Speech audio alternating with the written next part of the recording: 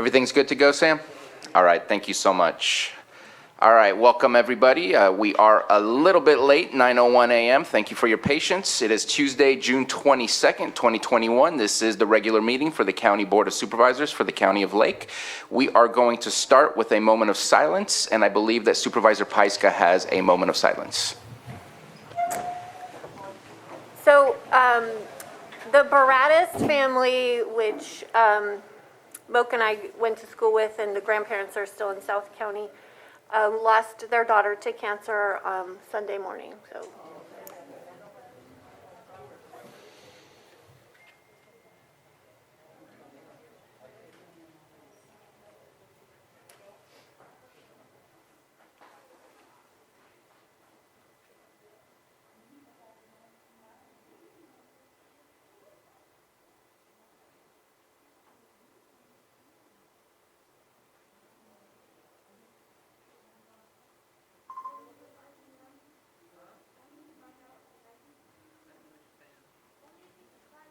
Supervisor Paiska, would you please lead us in the Pledge of Allegiance? Pledge allegiance to the flag of the United States of America and to the republic for which it stands, one nation, under God, indivisible, with liberty and justice for all.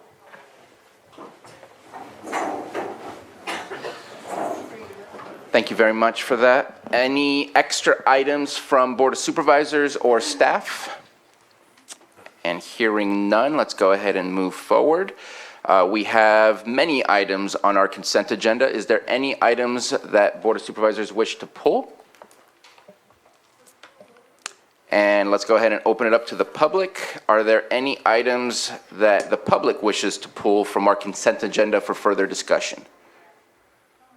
Looking both on the in the board chambers and in the Zoom room. In the Zoom room, please dial *9 if you are calling via phone to raise your hand, or press the button at the bottom of your screen to raise your hand if you wish to provide input. And seeing none, let's go ahead and bring it back to the board. Mr. Chair, I move to approve the consent agenda 5.1 through 5.33. Second. Motion by Supervisor Scott, second by Supervisor Simon. Johanna, roll call, please. Okay, Supervisor Simon, Yes. Supervisor Crandall, Aye. Supervisor Scott, Aye. Supervisor Paiska, yes. and Supervisor Sabatier. Aye. Thank you. And we have about 40 seconds left until we can move forward to our 9:05 a.m. item. I'm going to look at Ms. Grant. I'm just going to introduce the item. This is for public input. This is for public expression on any items that are not on the agenda. It must be within our jurisdiction as well. And again, you will have 3 minutes. And I'm going to ask, since there's so many people from the same group, to not necessarily repeat exactly what was said before. You have every right to do so, but just looking to be succinct and efficient in our meeting today, if that's possible. I believe there's more of you outside at one point. If some of you wish to exit the room to make room for others to come in and make comment, let's go ahead and wait till I say so. That way there's no disruption in between the comments. But I want to make sure everybody who does wish to speak has the opportunity to speak. So let's go ahead and get started. It is 9:05 now. Public input, please come to the microphone, and you have 3 minutes. And please give us your full name when you get to the microphone. There's some seats. There's seats along there too. Good morning, board. My name is Arnulfo de la Cruz, Executive Vice President of SEIU 2015. I appreciate your time. I'm here today because every day, roughly 1,800 home care providers in Lake County wake up every morning. Many of them you see here today. They care for seniors. They help bathe them. They help make sure they have food. They're there as emotional and physical and mental support. And this is your largest workforce in Lake County. And what do we know about this workforce? We know that this workforce lives in poverty. Lake County, unfortunately, has this distinction of being tied dead last as the largest county in Northern California that keeps home care workers paid at minimum wage. For 7 years, we've been trying to address this issue, and nothing has been done. And I can tell you right now, if it was the governor who could decide wages and benefits for Lake County home care providers, we already would have done that. Here's the thing, is that by lifting a workforce, your largest workforce out of poverty, you do that at 16 cents on the dollar, and I'm sure your CFO has already communicated that to you, meaning the 16 cents that you put in, the federal government in the state of California will send 85 cents to Lake County. That's a $1 increase. Are Lake County home care providers going to go to France or Italy with a new $1 increase or $1.50 in their wages? Absolutely not. They're going to spend that money here in local businesses and local restaurants and cafes. But most importantly, they're going to help to support their families. I have a mother. I no longer have a grandmother. This workforce is majority women. You see them here today. None of you I know would want that for your mother. None of you I know would want that for your daughter or your grandmother. These are women who are caring for children, people with disabilities. And who are they caring for? As county boards of supervisors, they're caring for your number one constituency, seniors. I know in every supervisor district in the state of California, the number one voters are seniors, right? And what happened when the fire came, when the blackouts came? Who often was first to respond? Home care providers.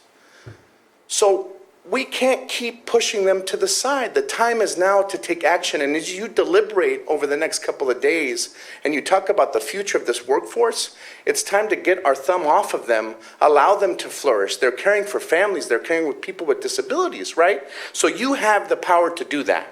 5 years in negotiations, 7 years without a wage increase is absolutely unacceptable. We call on your leadership, as your constituencies elected you to do, to take initiative and show these women, show this workforce that they're deserving of the same care that they provide. Because I started my comments, this is about dignity. Those they care for, and this is why home care exists, the people that they care for are able to live in their homes. If it wasn't for them, many people would have to go look for skilled care institutions. And if you can make your final statement, your 3 minutes. Allow these folks to have the same dignity that they give every day to those that they care for. Thank you. I appreciate your time. Thank you very much.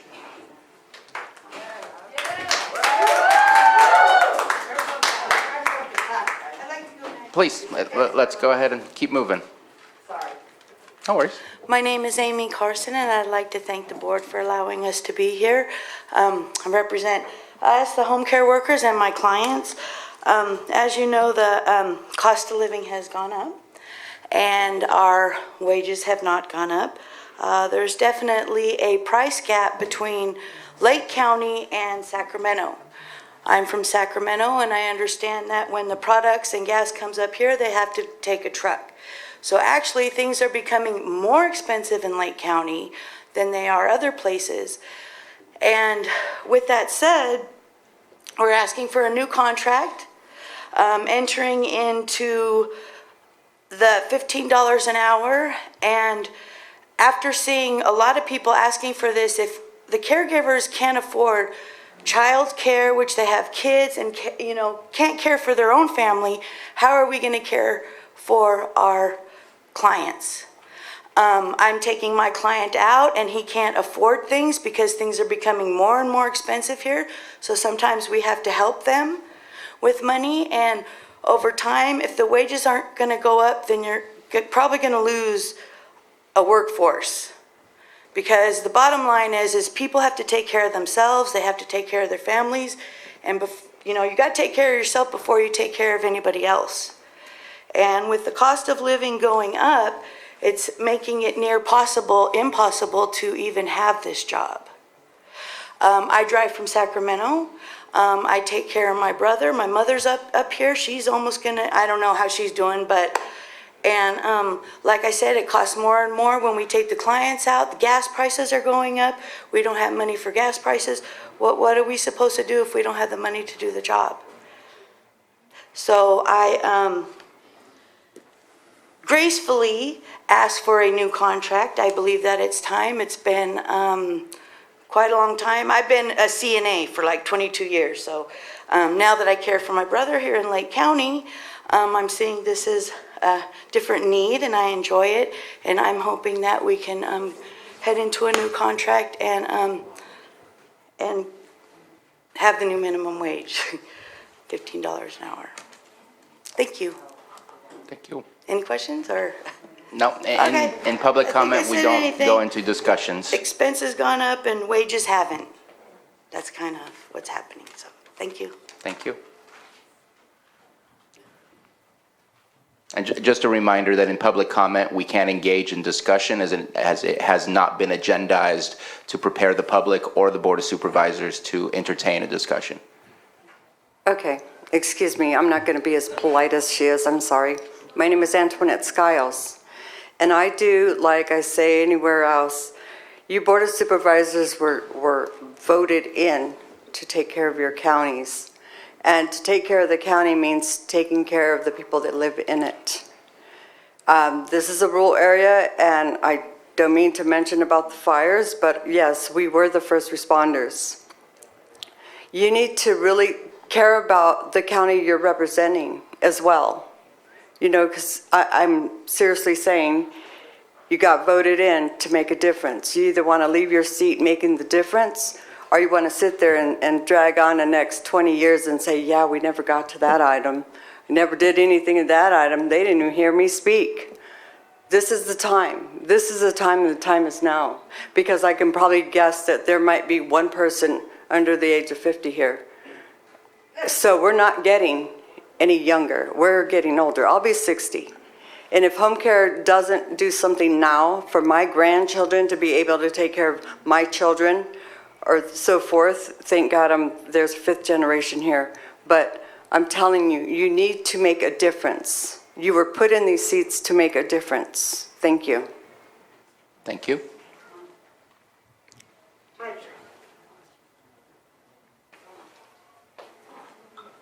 So I know you guys are tired of hearing from me, so let's just give me my raise and I'll go away. But in all seriousness, I just want you guys to understand something. I had a client, and we don't choose our clients choose us, okay? And if we go to work one day and the client says, I don't want you to work for me anymore, you leave and you go find another client. Well, recently I was put in that position. One of my clients said, oh, well, I don't want you here anymore. I said, okay. I went out, found another client, because believe me, in Lake County, our recipients are not all being covered. Right now, there's a shortage of providers. Even though we're the largest employer in Lake County, not all of our recipients that are qualified to have a provider have one right now. I'm taking care of 4 people. And why is that? Because the man who let me go has not been able to find another provider to come in and take care of him. Now, I could close my back and say, you know, you're not my responsibility. You let me go. But I can't in good conscience. The man doesn't have a way to go to the grocery store. He doesn't have a way to go get his dog food. He doesn't there's nobody to talk to. He's a total shut-in, okay? So I am getting paid, but I'm not putting in. He gets 60 hours a month. I can't do his 60 hours. But I am making sure his trash gets out to the street during the week, and that his house at least is not overflowing in trash, and that the dog is taken care of and the groceries are taken care of. But why should I have to do that? We should have enough providers in Lake County if we paid enough. I'm embarrassed when I go by the sign at McDonald's that says they're getting $15 an hour to start. When I started this job in 1998, or was it 93? I'm 66, so I don't remember how long. It was 93 or 98, okay? We were getting 50 cents above minimum wage. And every time the wage went up, we got 50 cents more in Lake County. Somewhere along the line, somehow, that 50 cents got dropped away. And now, we haven't had a raise for 7 years. Not even 50 cents. Not that that would do me much good right now with the cost of gas. But we really need you board of supervisors to stand up and show us what we mean to you. Because believe me, it could be your mother or your brother or your sister. Oh, that must be my 3 minutes is up. If you can make your final statement. It might be somebody you know personally that I'm gonna have to take care of, but I've got to be able to afford to do it. I drive to the Oaks every day. I live in Clear Lake. That's not a lot of distance, but it is when you do it 5 days a week. Let's make that last statement. That was the last Okay. statement. I need money for gas. Give me a raise. Thank you.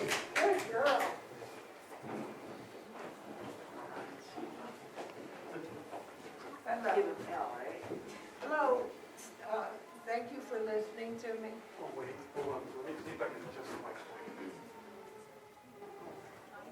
Okay. I'm not used to these. I thank you for listening to me. I have. Hold on 1 second. It sounds like, Sam, did you turn off the mic? Okay, let's start over. Good morning. We'll start again. How's that? Perfect. Okay. I have a comment to make, and I hope you sincerely listen to what I have to say. This is my daughter and my caretaker. If it wasn't for her, I wouldn't be alive today. I had open heart surgery when I lived in Sacramento.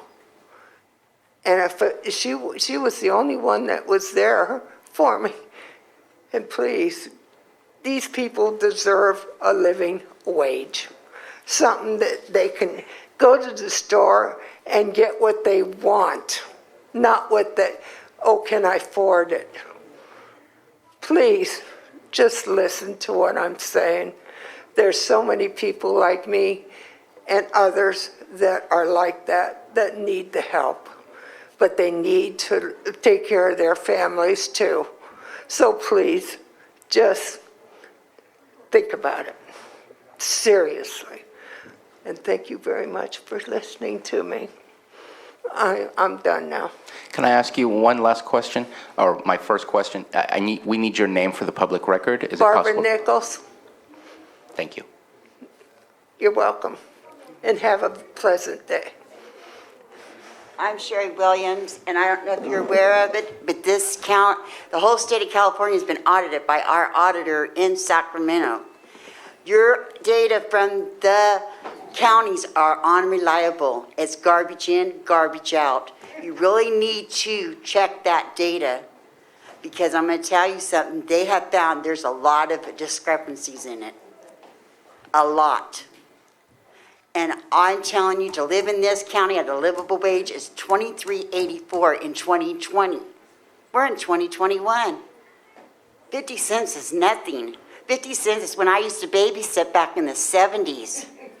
Come on. I'm 61 years old. My poor mother, her blood sugar dropped to 43. They sent her home from the hospital. Just because she lives in poverty, we don't care? I watched a movie last night where a little boy almost died because they didn't want to give him open heart surgery. It's really, really sad. We take care of all nationalities. We're a huge union. And all we want to do is unite and make sure that people are taken care of with dignity in their homes. Thank you. Thank you.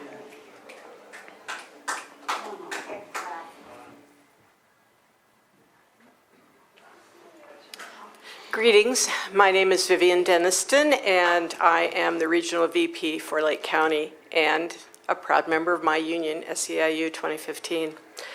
I've been a caregiver for 18 years. That entire time was for my own child, who's an adult. So she did not ask to be born with a disability. So she needs care, constant care. She's never left alone. And what's hard for me is that this is the fastest growing industry in California, home care providers. And the fact that we make so little scares me, because I'm 66 years old, and someday a stranger is going to take care of my child. I really want that person to be respected, to make a living wage, and want to take care of my child. And I know that's what we're all about, home care workers. We're not expecting to get rich or have some extravagant life, but we do deserve a living wage. We deserve to be respected by our employer of record. And really, 16 cents? Come on. I mean, that's like nothing. Where else are you ever going to have the ability to make a contract that costs you 16 cents on the dollar? You're not.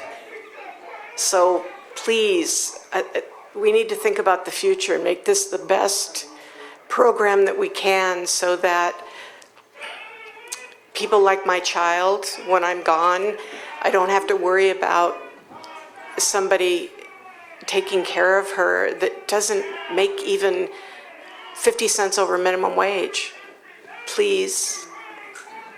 Thank you. And just for it goes on the record, I'm not responsible for what's happening right now. We don't either. Honest. I'm as surprised as you guys are. Let's only speak if we're up in the microphone. Good evening. My name is Shree Utterback, and I am a caregiver and a homeowner. I am 28 years old, fighting to keep a home and protect my people. Right out there, we care. We need this contract in Lake County, anywhere in California, to help you guys, help your family. Little story, when I started, I was only 15 years old. My grandma died from 4th-stage lung cancer on 9/11/09.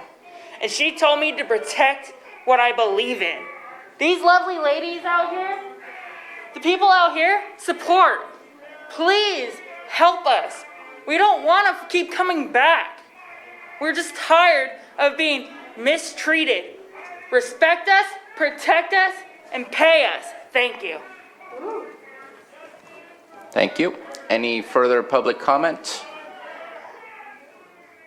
So let's go ahead, since I don't see anybody in here. Carolyn, if it's possible to let anybody in the room, it looks like some people have already taken their seats or offered their seats. And let's wait before public comment to just move everybody in. That way we don't have a bunch of activities happening simultaneously.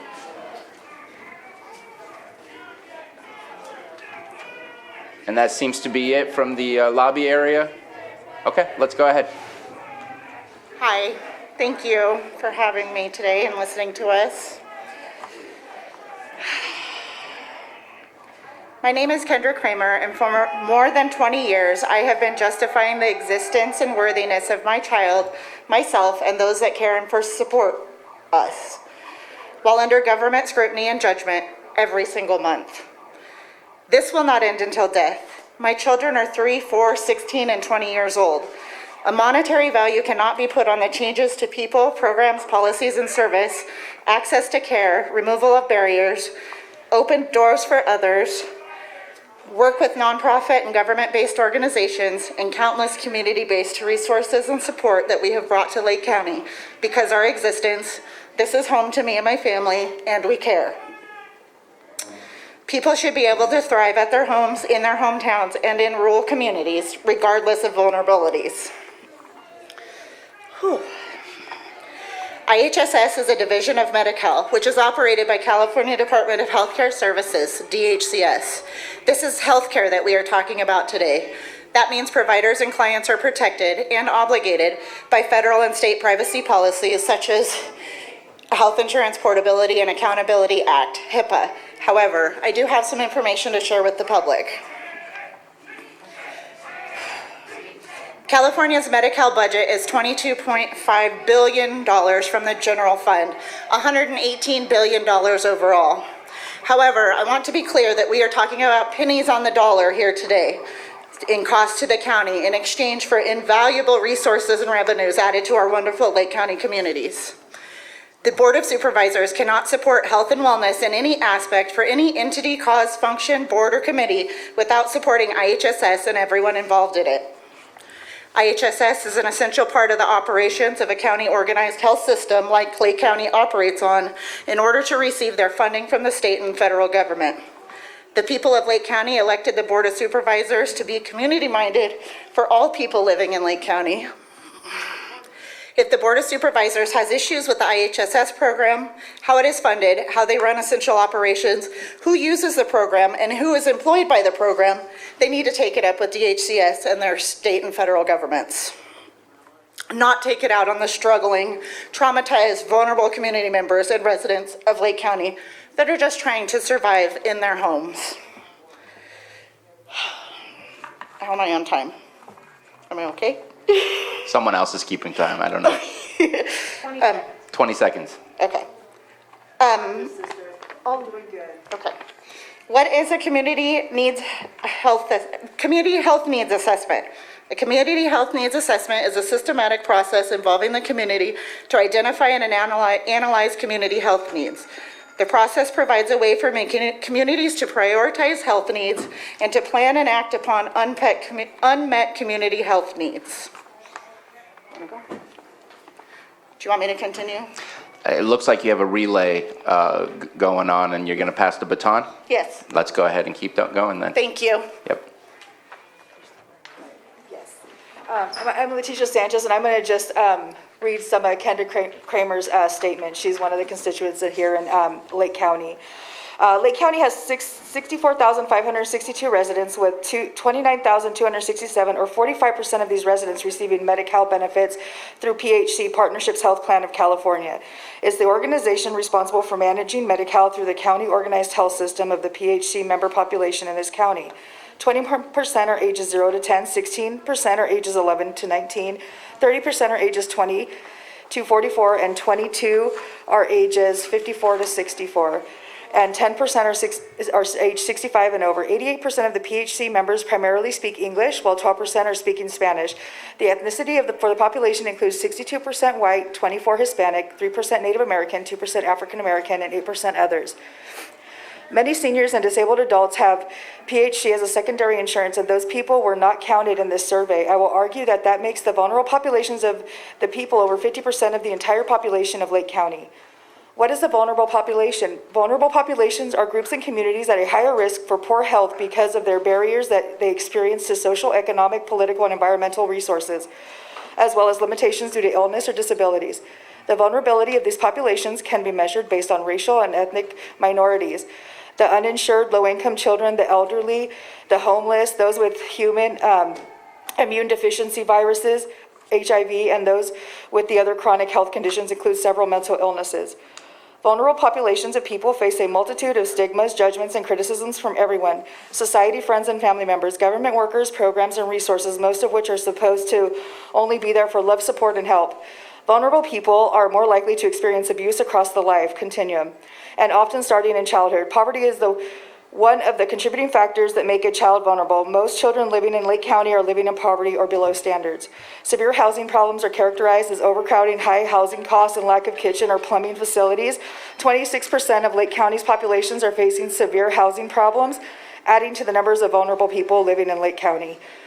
Fires, floods, PSPS events, and now COVID have not left one resident of Lake County unaffected.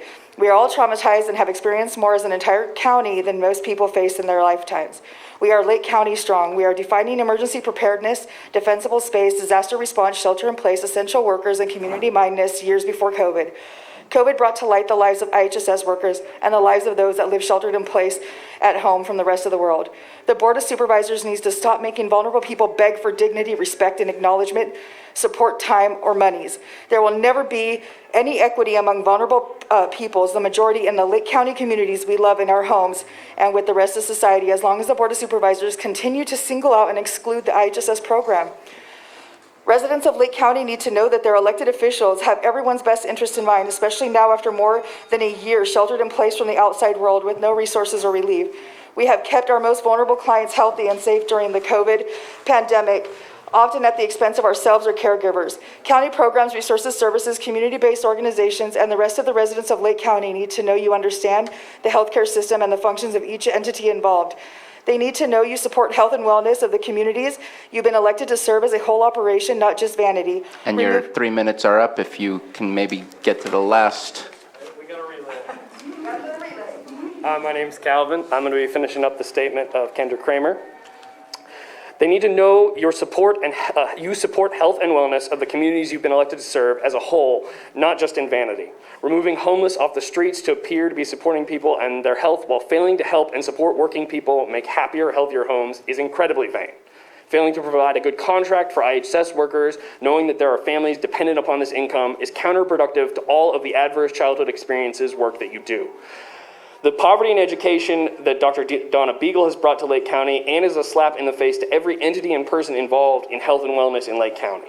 Prove that you haven't been wasting the healthcare system's time and money, that you support Lake County residents no matter what their status is, that you value Lake County workers, and that you are community-minded and Lake County strong. And I'm going to add a little bit of my own onto that. Please. So we haven't had a contract in 5 years.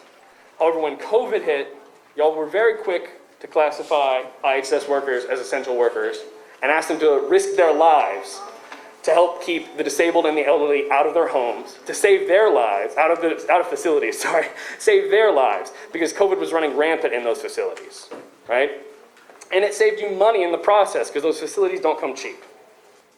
But when our care workers come and ask you for a wage that just lets them keep their heads above water, that's when the excuses come out. 5 years worth of excuses. It's time for that to end. Give them the wage they need. It's real simple. That's all. Thank you for your comments. Any further public comment? Hi, I'm an IHSS worker, and I believe that we should get treated fairly because, like he said, we're on basically the front line for our clients. And at some point, everybody's going to need a home health care worker at any time in their life. And it's not right for us to be begging to just survive when we have to help our families, our clients, and stuff like that. We shouldn't be begging for money because at some point in life, everybody is going to need a home health care worker, whether it's after surgery or whether they get sick or, everybody's going to need a home health care worker at some point. And if we don't get treated fairly, then, we should be able to get treated fairly just because we're not considered a high-paying job.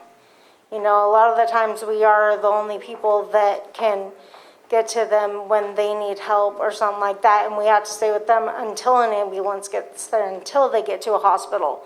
And a lot of the times we have to help them with things that they can't help themselves. Why should they have to lay there in bed and not move? A lot of the time we're their only companions too, you know what I mean? They thrive in their home better than they would in, than in a hospital, you know what I mean? So yeah, I think we should get treated fairly. It's not, just because we're not working in hospitals and get a high-paying job, we should at least get minimum wage. It's pretty sad that fast food gets paid more than we do when we're trying to help people survive in life.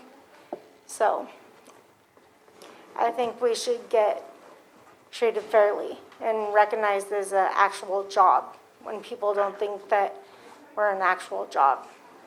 So I think people should recognize that we are actually trying to help people and deserve better than what we're getting treated right now. So, like I said, everybody's going to need home health care one way or another, whether they're older or it comes from surgery or something like that. So think about it. We should get a better paying, at least minimum wage. It's pretty sad that fast food gets paid more than we do.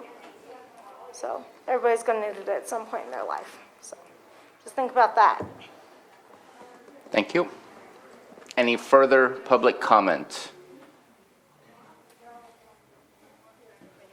Carolyn, is there anyone else in the lobby that wishes to speak? Okay. Thank you for all the comments. Oh, we do have one more, and I have to go to the Zoom room as well. But you'll be able to hear me.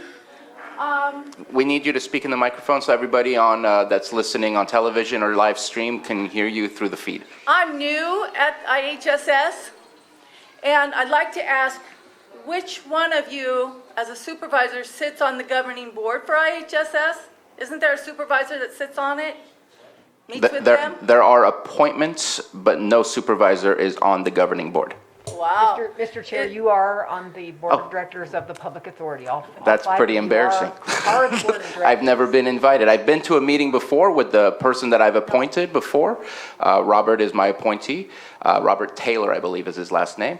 But I've never had an invitation to the governing board. Uh-oh. Mr. Chair, the board. You might get one. This board convenes as the governing board as necessary to consider IHSS items. Okay, Robert Taylor. And let's see, what was I thinking? And can you please provide your name, please? My name is Frances Ford. And I came with something, a letter that comes from IHSS that kind of disturbed me because it kind of made me feel like I was kind of not worthy of speech that I'm nervous, that is worthy of just consideration. And it came from their office. And I don't know who to address. Maybe the ombudsman, but maybe you guys can tell me who I would go to address this issue other than maybe who it came from.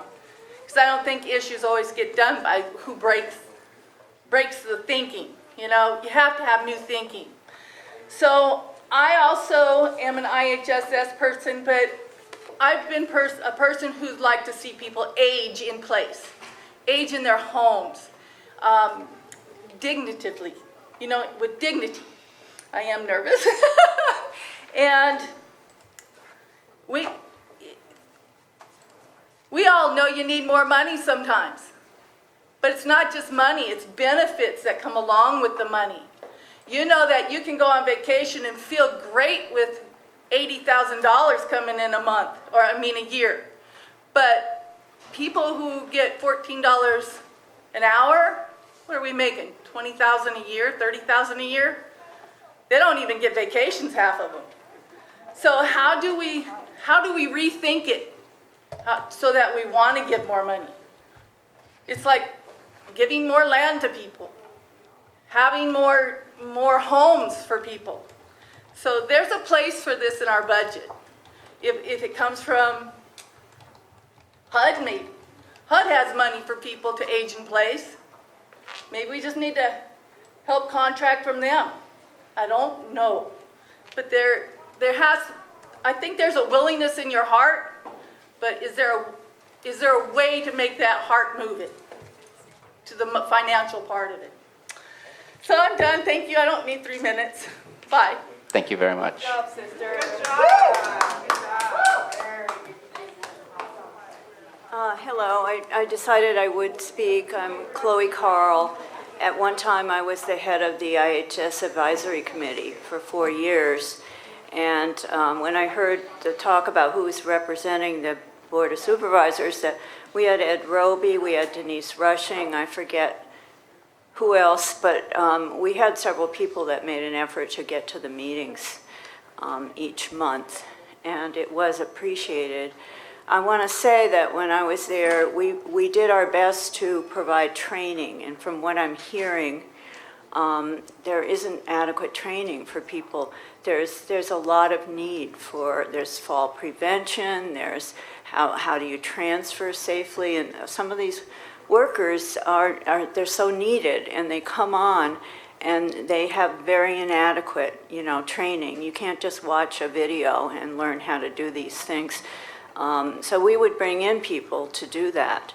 And I don't remember whether they were, volunteers. I'm a medical professional, so I know about training as an occupational therapist.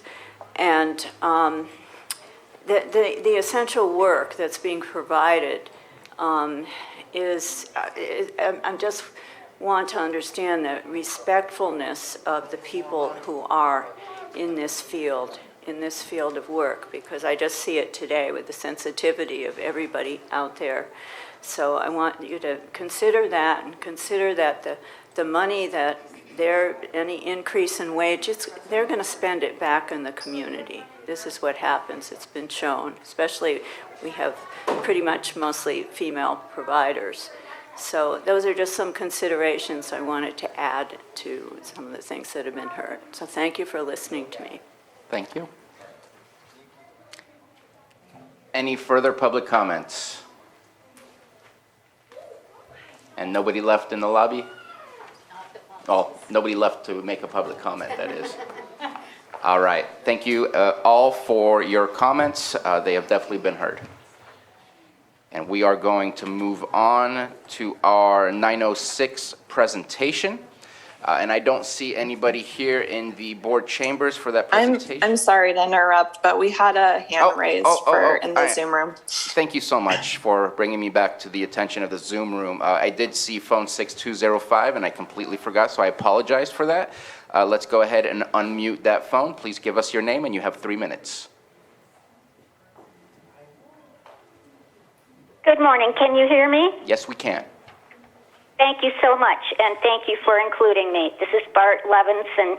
I am here to comment on something similar, but a little bit in addition to. And I'd like to start by saying again what one of your earlier speakers said to you already. She said, you need to care about the people. This is the time. We are the people. You are the people. You need to make a difference. You were put in these seats to make a difference. That's the end of the quote from her. In the Record B today, there is an article, and it addresses the lack of information coming from the county OES and PG&E concerning customer care centers, cooling centers, and other preparedness options. And I'd like to read from some of that article. Wildfire season is already in progress amid record high temperatures. We still wonder why the County of Lake has offered little relief during these ongoing heat waves to its most vulnerable residents for at least 2 years running. Among them, the seniors who have endured over a year of COVID-related closures due to the facilities normally open to them. Sorry, I'm nervous. The countywide senior centers. Surely if the County of Lake is able to materialize funding whenever the need is dire, such as in the case of defending employees from multiple lawsuits, or whenever a no-bid contract is in order for all sorts of other emergencies, then a plan could be made to provide relief to the most vulnerable segment of our population. It seems as though the COVID risk is minimal because, for one part, a large part of the senior population has already been fully vaccinated, with nearly half of the county residents already fully inoculated. And for another, quite possibly as a result of the ramped-up vaccination efforts, cases in the county are at a low tally of 19 overall cases, with no new cases reported in the last week. District 1 Supervisor Moke Simon demonstrated 2 years ago how quickly a facility could be set up to address the dangers of extreme weather when the Middletown Senior Center was used to serve as an overnight warming center in the winter of 2019, for example. It should not take the threat of a PG&E power shutoff event for more cooling centers, charging centers to be established countywide. And your 3 minutes, your 3 minutes are up. If you can go ahead and make a final statement. Yes. I'm asking that you, the supervisors, work with the Office of Emergency Services. The PG&E requires that the Office of Emergency Services request these charging centers, cooling centers, and the Office of Emergency Services have not. Please bring back the PSTS committee. We need you, the supervisors, to be caring for all the people. Thank you for your comments. Thank you. Let's go ahead and unmute Will Tuttle.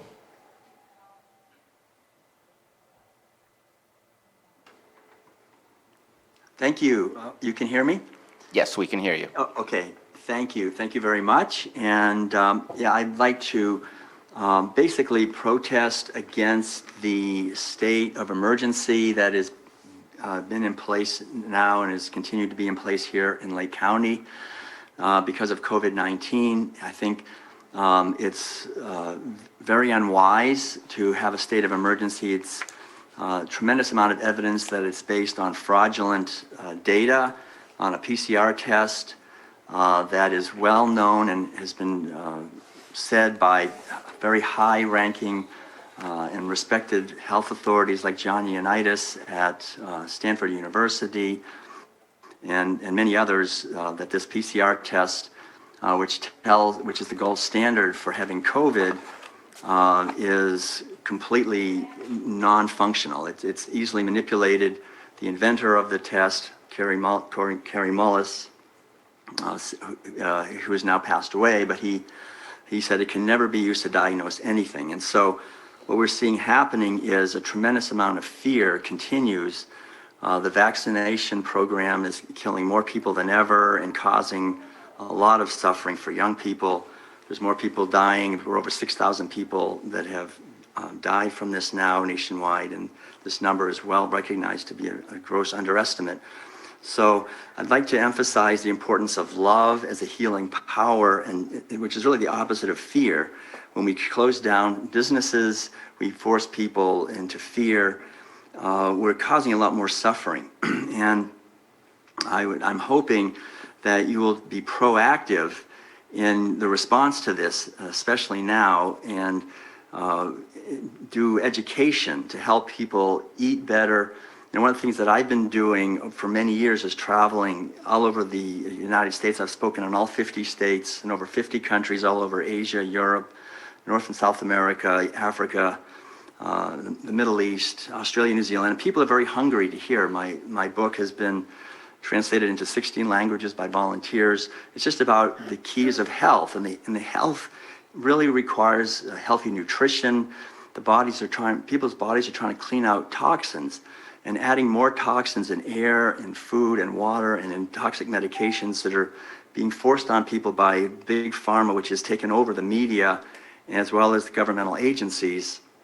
It's just a recipe for disaster. What you're seeing today is just part of that. But these profits are being siphoned straight into a tiny wealthy elite. There's more billionaires than ever from these pharmaceutical companies making so much money on these.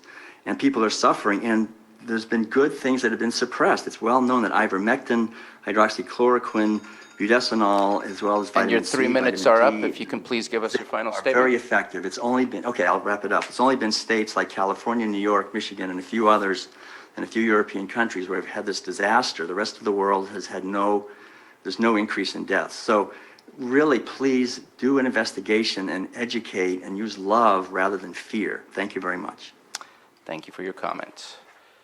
And that does it for hands up in the Zoom room. And again, nobody left here in the boardroom with public comment, so we shall move on to our 9:06 a.m. item. I do not see anyone in the boardroom, or I believe in the, let me actually see in the attendees. I didn't look at that. So I am just gonna read it from the dais. And this is a presentation brought to you by myself and Supervisor Simon with a proclamation commending Dave Deakins for his 33 years of service to the residents of Lake County. So let me begin. Whereas the public service of certain individuals should be highlighted in our community in order to recognize their contribution and their impact to making Lake County a better place to live today than it was before. And whereas Dave Deakins is such an individual who has dedicated 33 years of his life to serving the people of Lake County, and more specifically the areas of Clear Lake and Lower Lake.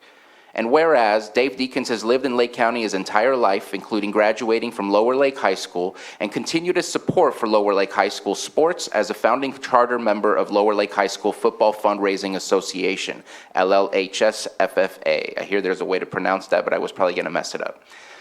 And this group provides critical funding to ensure the opportunity for our youth to take part in competitive sports continues since inception and into the future. And whereas Dave Deakins continued his support of our youth by assisting in coaching football for the Lower Lake High School Trojans, including coaching his sons, who also played on the team.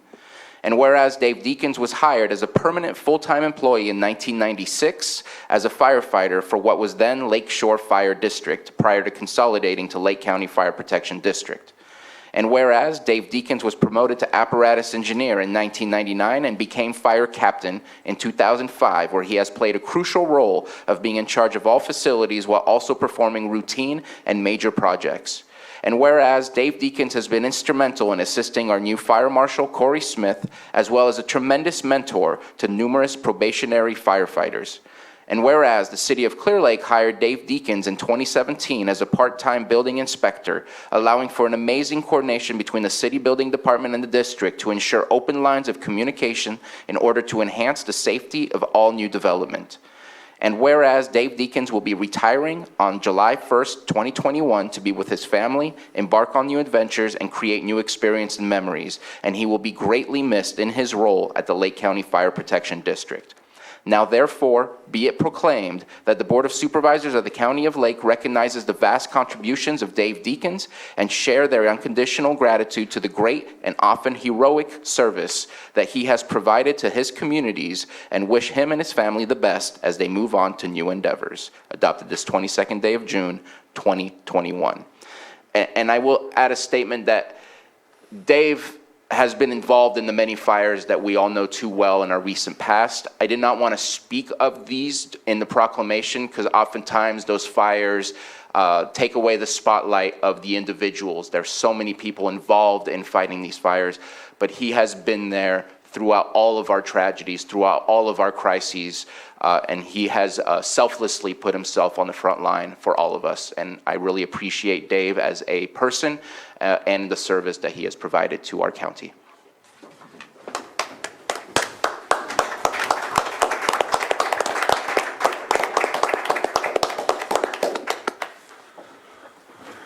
Are there any other comments on this proclamation before we move on? Yeah, I would definitely, appreciated the conversation from Chief Cepeda in making sure that we got this proclamation completed. So good job, Bruno. I know you did all the heavy lifting on this, so it was an honor to just be a part of it. So thank you, Dave. Thank you. Any other comments? So let's go ahead and just real quick, any public comment on this before we move on to our next presentation? Seeing none in the Zoom room, and I believe that they were very busy yesterday, so this is most likely the reason that they are not available here for the meeting. We can't always time it perfectly. Fires occur, unfortunately, when fires want to occur. So let's go ahead and bring it back. I see no public comment. Item 6.3, 9:07 a.m. item, presentation of proclamation commending Jeff Ryan for his 30 years of service to the County of Lake. And I feel I really messed up your last name on that one. Okay. Ryan, thank you very much. Jeff Ryan. Sam, is this on? Okay, great. So Anita and I couldn't pass up the opportunity to present this to you, Jeff.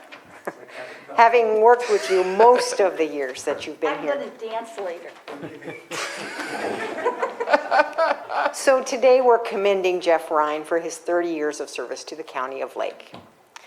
Whereas Jeff Ryan began his career with the County of Lake on March 18th, 1991 as an accounting tech in the Sheriff's Jail Division.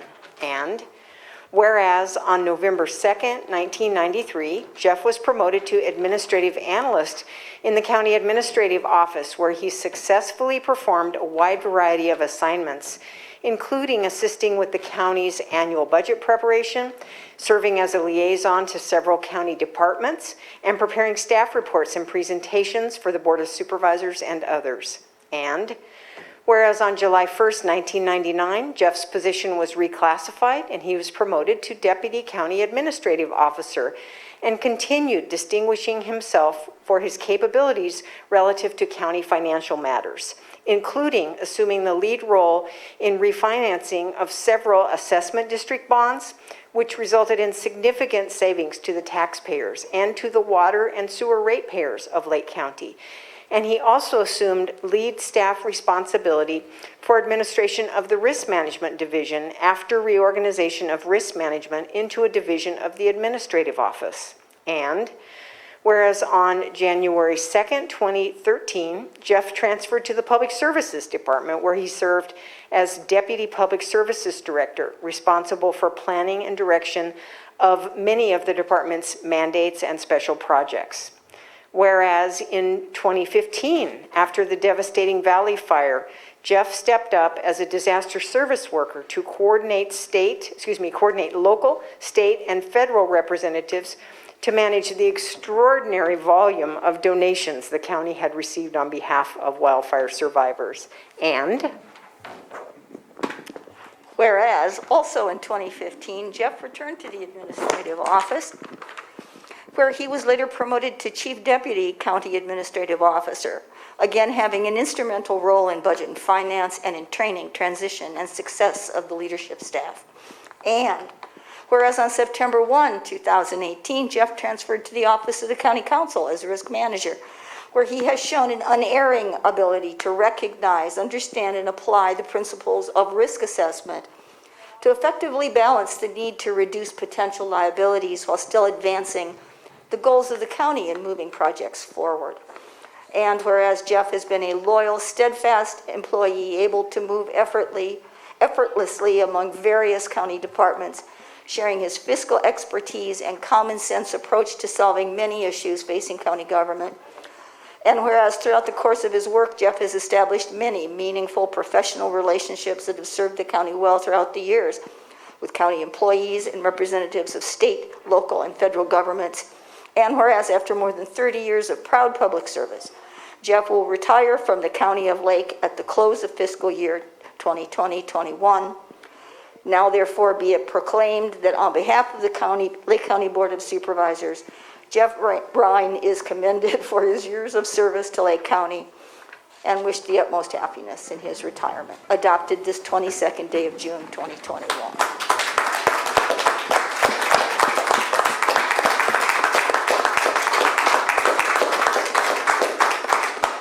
And since I still have the microphone, We just need one story, that's it. Nobody's got the time. that's right. Lawyers know nothing about 3 minutes, trust me. Jeff, I can't tell you how valued you've been in our department. You have a fiscal knowledge that's unparalleled in this county, and everyone knows that. You're also a very kind man and a problem solver. And no one likes to see an attorney cry, so I'm going to stop now. But I can't tell you how much we will all miss you. Everyone's here. You're highly valued. And I hope you take that away with you when you retire, because no one I know deserves a happier retirement than you. Also, just so you know, we are having a little get-together on Friday morning. Jeff has a busy schedule as he's winding up.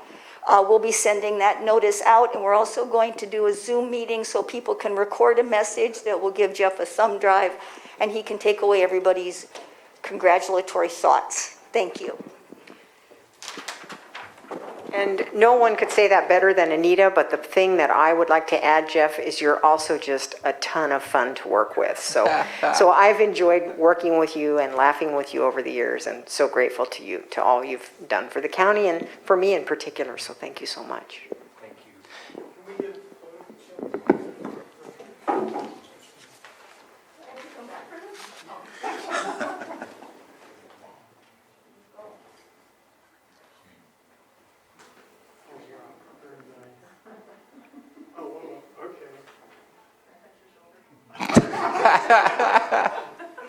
Oh, geez, I might just keep doing this. This is good. Okay, sorry. And if it's possible, I know that the entire department came today. I would like to see if maybe we can have a department shot. Yeah, let's do it. Since we have the camera out.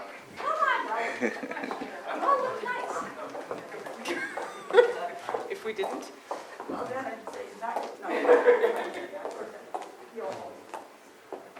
Okay, so how do I know you're all smiling?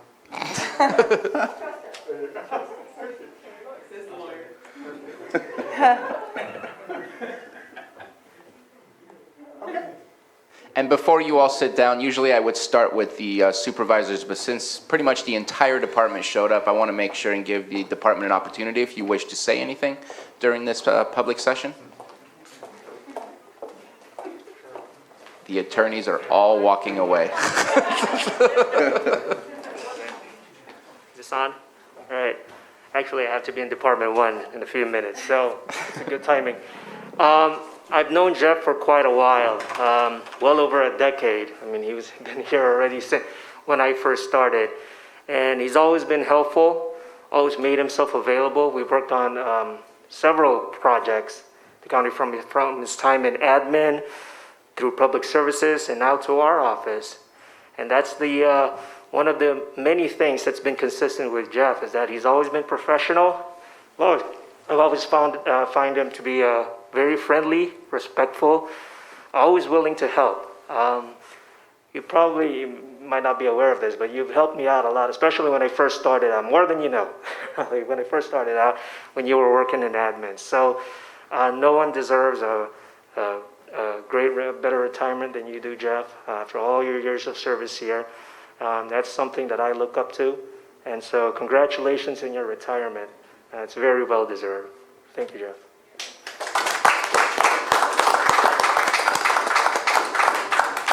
Any comments from supervisors before we open it up for the rest of the public? Jeff, I want to thank you. I don't know how much you are aware at how important you've been to us at least this past year. Yes, the rest of the 30 years that you've been here has been important, but this past year, you helped us craft a piece of policy that helped protect all employees. And really greatly appreciate what you've done for us to make sure that we are safe with the unknowns happening around us. It hasn't been an easy pathway, things changing all the time, but really appreciate your help. I know you have found me a couple times lost in the county council office, wondering where I should go, and it's been stated already, absolutely welcoming, absolutely helpful, and absolutely a very positive personality, which helps everyone all around you. So thank you so much for your service to Lake County, and the best of luck in your next endeavors. Thank you.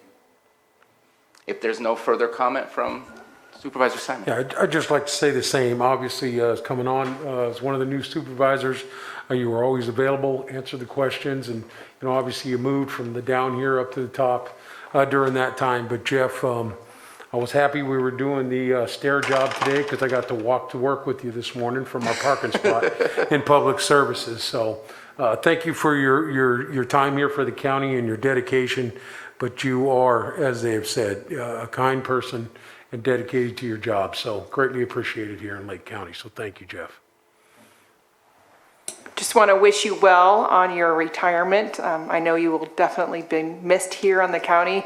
I know one of our first conversations we had, I was still running for office and I was sitting in the audience and you came down and sat next to me and you said, I think you're going to win this. Are you ready? So I appreciate you. Thank you. Yes, Jeff, I'd like to say enjoy your retirement. And I do remember that they had the supervisors that were running as candidates had to come in and do like a budget review. And you stayed afterwards and talked with me, and that was really welcoming. I felt really good about that, so thank you. Well, unfortunately, I didn't get to meet you. Today's the day. With so many other people, but I do appreciate all of your years of service and wish you a very happy retirement. Let's go ahead and open it up to the public. Anyone wish to make a statement before we close this item up? Seeing none, let me check the Zoom room. I do see it.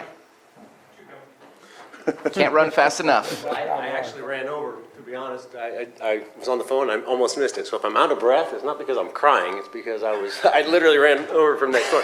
But, public services was mentioned, here and earlier, I think in the proclamation. And there's so much that he has done for public services, whether it was in his time as a deputy director there, or outside of that. It's a lot of it very unique, telecommunication facilities, landfill expansions. It just goes on and on. But I really am just tired. Trust me. Not that I wouldn't cry for you, Jeff. So no, I am not crying. But Jeff, I would cry if you wouldn't come back. So I'm really hopeful that that this is not the end. He has a wealth of knowledge that if you don't know it, you're missing out. So Jeff, appreciate you. Looking forward to the future. All right. Thank you. So I don't have anything new to say about Jeff that everybody hasn't already said. It's already been said. I was just going to rephrase a little bit. As far as knowing stuff, a lot of people know a little bit about everything. I think Jeff knows a bit about everything. And in a conversation I had with one of the best attorneys that I know, we were describing the characteristics that you look for in attorneys and generally in employees. And some people get promoted and get into positions because they're nice. And we talked about having somebody that's nice or effective. And given the choice, you always want effective over nice. Jeff brings both. He brings both of those. He's a nice person and he's effective. And I value the times that I got to interact with him. And thank you and enjoy your retirement. Thank you. If there's no further public comment in the room, I have one in the Zoom room. If we can unmute Rob Howe, or if you're already able to unmute. I'm able to unmute, but I'm not able to start my video, so I guess you don't get to see me, which is probably a good thing. So Jeff and I both started with the county, I guess, about 30 years ago in the jail, and I can tell you with all these positions that he's held, he's always been a tremendous help for me personally and for the department I worked in or departments I worked in. Very much appreciated. When I took this job as the chief probation officer, come budget time, I didn't have a finance manager, and I had never done one. And Jeff kind of came into my office, hung out for about 2 weeks, showed me and my staff how to do it, basically prepped our budget for us. And that's the kind of thing he always did. I worked closely with him as a risk manager and in other positions he's had. And as Sheriff Martin just said, he's also at Anita Grant as well. He's a great guy. And in addition to everything he's done for me professionally and the help he's given, I consider him a friend. I'm going to miss him. And I'm with Lars. I hope he hangs around, at least comes back part-time. Thank you, Jeff. Thank you very much. Last call for public comment before we move on.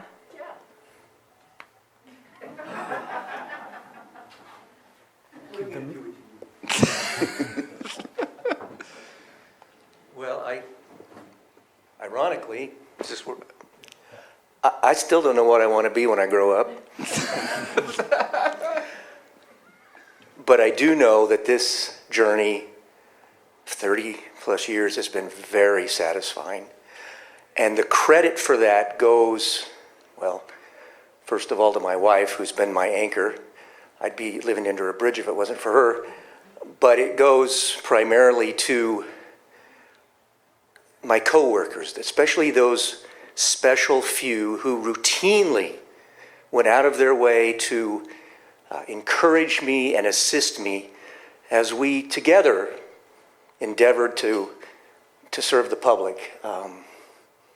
So if it was any words of advice I have for those who follow me is go out of your way for one another. It will make all the difference. So thank you everybody for the incredible comments. It's very humbling and sort of surreal. Thank you especially to Anita and Carol. You're my dear friends and I love you guys. Okay, thanks. Bye.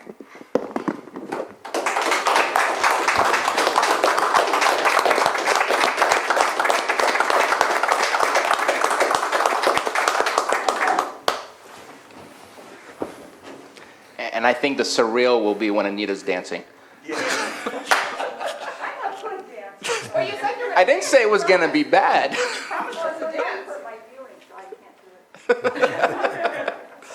All right. Thank you so much. We are going to move on to our 6.4, 9:10 a.m. item. consideration of hiring incentive policy and updated employee referral program. And passing it on to our CAO Hutchinson. Yeah, thank you, Mr. Chair. Our HR Director, Pam Samick, is going to present this item, and so hopefully she'll get her audio and video on here in just a moment. While she's doing that, I just want to take a moment to thank the Class and Comp Recruitment and Retention Committee, which is largely responsible for the development of these drafts. Our hope is that we can have sort of a workshop session with you, and we'd like to be able to leave today's discussion with concurrence as to what should go into these policies, so that we can move on to meet and confer and then come back to you for final approval and get these policies in place. So again, my thanks to the Class and Comp Recruitment and Retention Committee. They include Supervisor Simon and Scott, the board appointees to this committee, HR Director Pam Samick, Auditor Controller Kathy Saderlin, Diana Rico, HR Analyst, staffs the committee, Denise Pomeroy, Health Director, another member of the committee, Brian Martin, our Sheriff, Crystal Marketan, DSS Director, myself, Chief Probation Officer Rob Howe, Stephen Carter staffs it, as does Matthew Rothstein. So we have a great group of folks working on this. And Pam, if you would introduce the two policies. The hiring incentive policy is an all-new policy that we're proposing, and the employee referral policy is one we're proposing to amend. Good morning. I could not start my video because it says the host isn't allowing it. Hang on just a second, and let me see if we can resolve that, Pam. Matthew, are you able to resolve that? I'm not. I don't have an option to. Do you have an option to ask Pam to start video, Carol? Let's see. I do not have an option to ask her to start. I'm looking at my options for her. So, yeah, I do not see that option. So, Pam, I guess we'll do it without video, and maybe we can solve it while you're presenting. Wonderful. The Class and Comp Committee got together and we, over several months, worked on developing a hiring incentive policy to attract and retain hard-to-fill positions in the county. We defined what hard-to-fill meant in looking at the positions that we are having problems filling. Also developing a criteria for how we would define that, which is hard to fill, is resulted in 2 failed recruitments in a 6-month period, recruitments that resulted in 3 to 5 qualified and available candidates, or recruitments that resulted in candidates declining an offer because of wages and benefits. And this would be for non-entry level positions. And promotional recruitments are not eligible for this incentive. We defined 10 positions that are 10 classes that have been typically hard to fill. And also, twice a year, we will look at those positions, and department heads can ask to have another position added to that list during twice a year. And so we've split it out into several categories. Our safety, probation, hiring incentives for deputy sheriff at $6,000, for corrections and dispatchers at $5,000, and deputy probation officers at $6,000. And then all other positions defined in the policy would be 10%, not to exceed $10,000. We've also given you an illustration just so you can see how these positions would net out. Pam, I think you can turn on your video now if you would try. Okay. Thank you.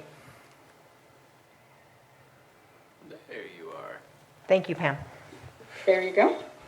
And the attachment A is all of the positions that are considered hard to fill at this time. There may be some additional positions as department heads also take a look at this policy. And I won't go over all the illustrations, unless you have questions about those. Any questions about the policy? So let's go ahead and Supervisor Simon. No, I just, I don't so much have a question, just a comment on, as Carol did, I want to thank everybody in the committee, obviously coming from the Board of Supervisors standpoint. I really appreciated all of the conversations we've had. This has been a work in progress for quite a while now. I'm glad to have it here to have this discussion with the full board. But I know we went back and forth to look at, how we were going to make some impactful opportunities to get those hard to fill positions here in the county and to support our directors, and even our elected sheriff and all the departments that we're having. So mine was more of a comment of just glad to have the conversation today and be prepared to engage with the rest of the board to hopefully help move these forward and support them. And the other conversation, and I know we're going to go into B, I'll comment on that one when we get to the referral part, but those are the comments that I have today. Thank you. Any other comment? I don't have much more to add. Again, thank you for all the work that was done. There was actually many hours put into this draft. I think this is the first step of trying to make sure that we're maintaining our workforce. If we can get employees in and keep them stable, we will see more work being done, more permits being able to get put out, and just a happier workforce, not continuously training and get them in here. So I'm really hopeful for this discussion today. Any further comments? So, in reviewing this, I do have a few comments. One is I requested from HR a list of all vacancies that we currently have, and there was it's a frozen time, it's a frozen slice of information from a specific time frame. I'm not saying the words correctly, but hopefully you understand me. A point in time. And at that time, there was 237 vacant positions. And in doing my own review, so give or take, it's approximately that number. The list that we have only covers about 60 out of those 237 vacant positions. And I think that every one of the positions that are vacant needs to be supported, and how are we going to fill those positions? So I know the list is a potential flexible list, but I think we don't need a list.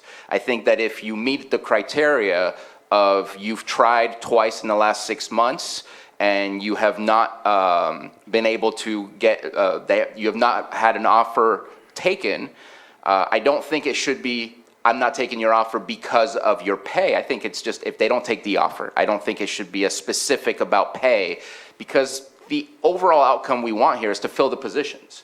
It doesn't really matter why the position is not being filled or why they're not taking the position. We are trying to create an incentive to fill the position. I also think that we should sidestep public safety from that, because I don't want to see us having to go through 2 recruitments for 6 months before we do the $6,000 incentive. I want to keep that as it is, because I think that's only going to prohibit us from doing what we want with public safety, which is boots on the ground to be able to provide public safety, rather than bureaucracy that slows down that process. But what I didn't see on there, it was, for example, we have almost 15 I forget if it was administrative assistants or something of that qualification. One of the biggest issues that I can constantly hear is communication with the public. if we're not putting in those key positions that helps us to communicate with the public, which would save so much work for some of the people that are sitting down with applications, some of the people that are sitting down with policy, some of the people that are sitting down with with doing field work and getting work done, then it would take away from their time spent in trying to communicate and keep up with that, and it would help provide those workers that can alleviate that stuff. So I think it needs to be all. If we meet the criteria, then you're eligible, you submit that. And I would like to see us, because the competition for public safety is insane right now. I've had some communication with some sheriffs in surrounding counties just to kind of get an idea of how things are going with their departments in comparison to how things are going here. There used to be about 40 candidates at a police academy. Now there's 10. Those 10 are still being recruited by the same number of counties, which includes us, which makes it that much more difficult. If we can increase that incentive, and what I'm thinking about is what we just went through. It's not fully approved, but we went through with the budget, is we're going to be using cannabis tax for this. And I think this is the perfect place for cannabis tax. It's one-time money rather than continuous money. And one of the 4 reasons that people voted for this was law enforcement. So I think increasing that to 10,000, I think would make us highly competitive to be attractive, because without public safety, we are unable to do some of the other critical parts that we need to get done and do here. So again, I think it needs to be for all positions, and including, I think it says that it's not eligible for in-house. Well, if one of our staff members went to school to obtain a master's to be able to get into a position, I wouldn't mind rewarding them and saying, thank you for going out of your way and doing continued development of your own knowledge and your own expertise in order to obtain a job that we are struggling to fill. It's not like they would automatically get the 10%. It would still need to be a position that's been hard to fill, and they've stepped up and gotten the proof for that. And so I think any way that we can try to help people move forward, any way that we can try to get people in, I just kind of want to open this up a lot more than what it is that I read. And I also think that on the list, I saw something that I think is just, it's not that it's inappropriate, it's unnecessary, because we can do this already. I don't think we need to put directors or department heads on the list. Those are contracts. We can add that to any contract we want whenever we sign those. There is no union, there is no MOU that has to be signed or approved. We can do that on our own. At least that has been my assumption. I'm seeing Ms. Grant picking up the mic.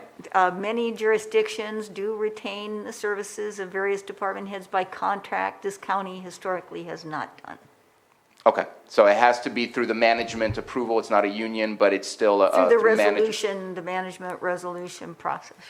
Well, then I would say that it's maybe we need to look at making it more flexible so it's not just set at a specific thing, because I think that it is important that we don't have an empty space at our department heads, and that it gives us that leverage to do what we need to do.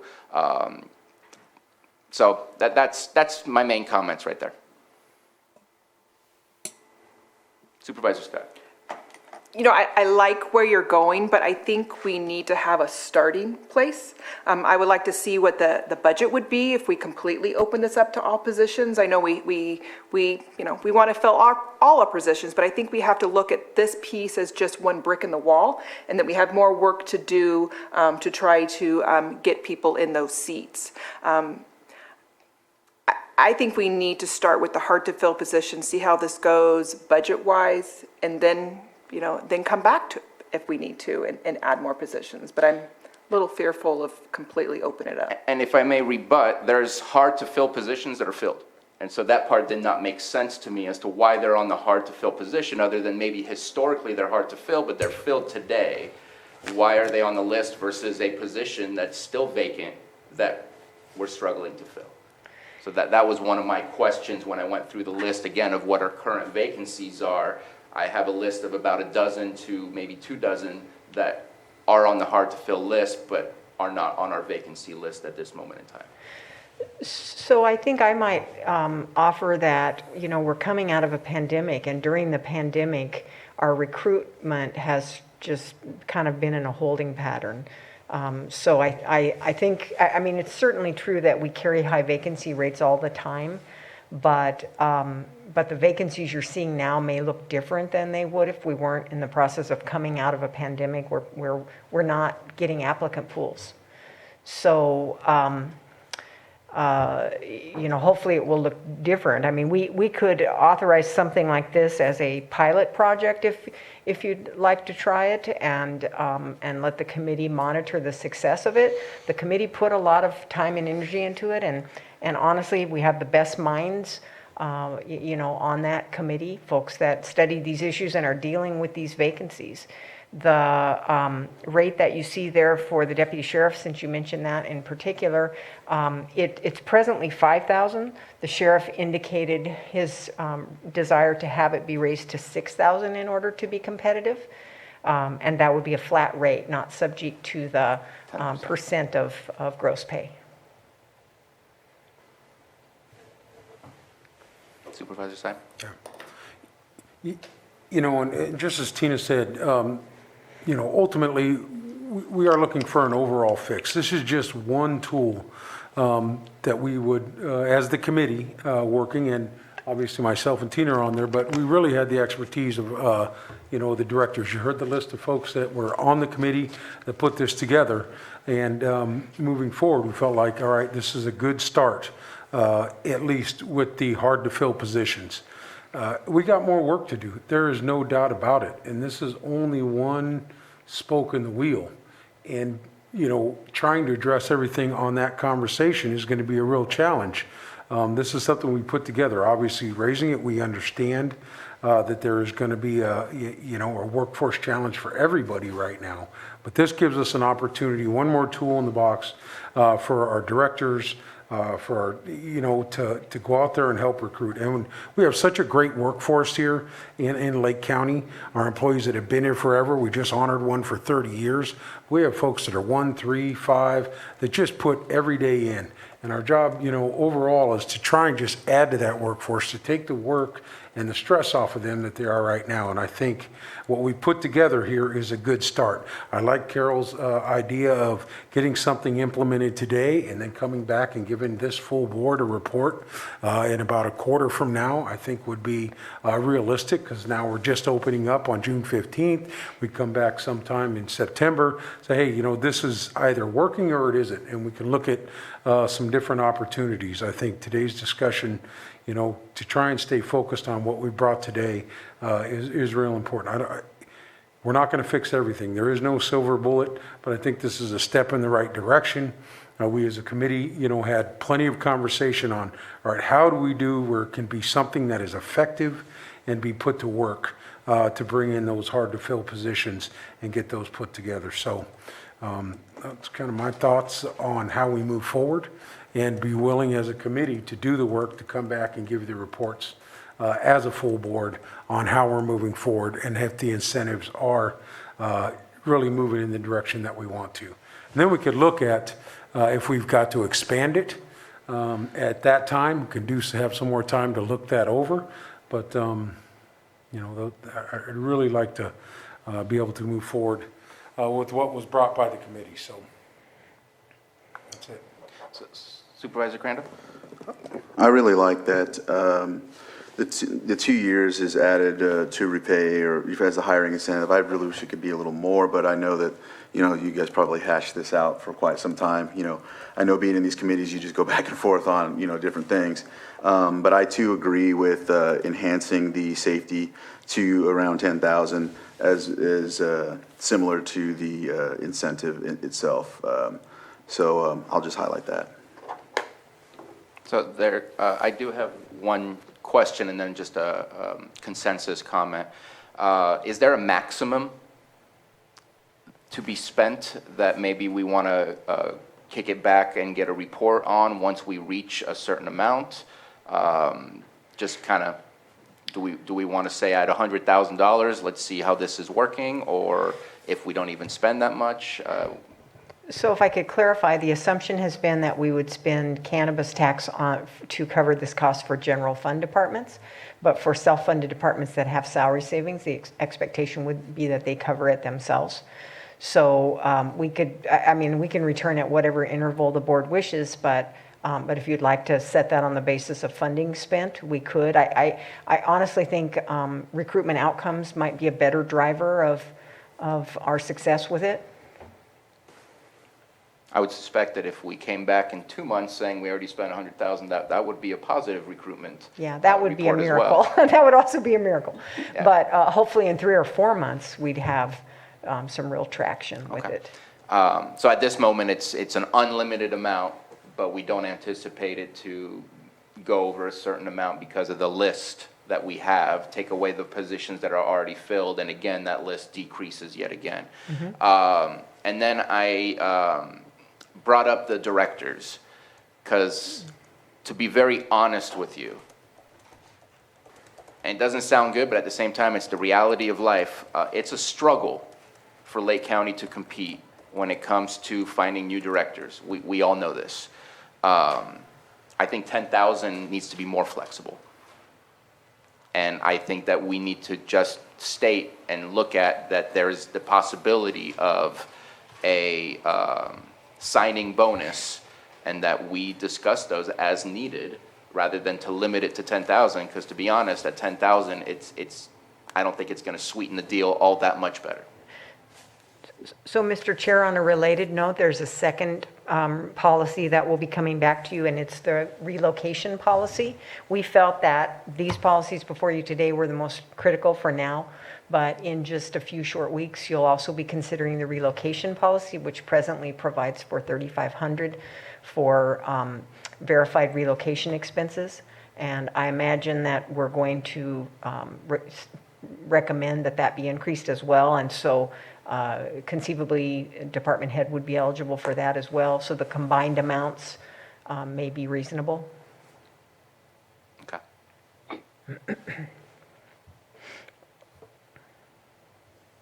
Okay. Any further comments before we open it up to the public? Let's go ahead and open it up to the public. Let's start with the board chambers. Fighting the crowd. Elbow your way in. Only 3 minutes. So I appreciate the feedback on the increase to $10,000, and we'll talk about a little bit about being competitive. I wouldn't say we were competitive at $6,000. I'd say we're more competitive, obviously, with an increase from $5,000 to $6,000. When you talk about competitive, the neighboring agencies around us also offer hiring incentives. Ukiah Police Department offers $10,000 for academy graduates. They offer an $8,000 residency incentive for you to live in the city of Ukiah. And for laterals, they offer a $20,000 hiring incentive plus the $8,000. So that's what we're competing with. It's tough to compete with that. A while back, we changed the name of the committee to include the fact that we want to focus on retention. When we make these big concessions to get people to come here, we also need to keep in mind that the current employees we have are arguably more important. They have the experience, they have the dedication. And in my department, I'm dealing with a retention issue as much as a recruitment issue. I'm hiring people, but I'm losing people faster than that. Last year's, so he cut me off, maybe hiring incentive for your 3 minutes are up. Guy. Yeah, okay. At last year's budget meeting, I came to you with a number of 121 people that were actually employed for the department. This year, that number dropped to 114. And in the days following that, I got some additional resignations. Our hiring continues to be challenging. Every time that I report that there's people that are in the background process, I can all but guarantee you that some of them may not continue in that process. And that is the case as I reported last time. We've lost some of the people that were in that background process. I think it's just very important that maybe our next focus of the conversation is to work on that retention piece of it. I have some ideas what that might look like. I'm sure that there's other people in the committee, but in addition to the recruitment, which is very important and very much appreciated, we need to make sure that we take care of the employees that are working here currently. Thank you. Thank you. And I agree that this is a compartmentalized conversation on the beginning process of becoming a Lake County employee. I see no further comments from the board chambers. I see a couple of hands up in the Zoom room. Let's go ahead and start with Director Metcalf. Thank you, Chair Sabatier. I just kind of wanted to comment. There was something you said earlier about some of our hard-to-fill positions are indeed filled. And speaking on behalf of behavioral health services, yeah, I agree that some of our hard-to-fill positions are filled. But what Sheriff Martin he didn't say it today, but he said it before, our department sort of just becomes a training ground. People come in, at a less than desirable salary, get trained up, and then move on. So yes, we have filled our hard-to-fill positions, but we spend a lot of money in training these folks to get them up to speed and get them where they need to be. And then a year or two later, they move on. So I appreciated what you said, Chair Sabatier, about that yeah, we can fill them, but it's still problematic working with the whole revolving door thing with people coming in and out. So I just wanted to throw in my 2 cents worth there. So thank you. Thank you for your comment. And Director Marketan?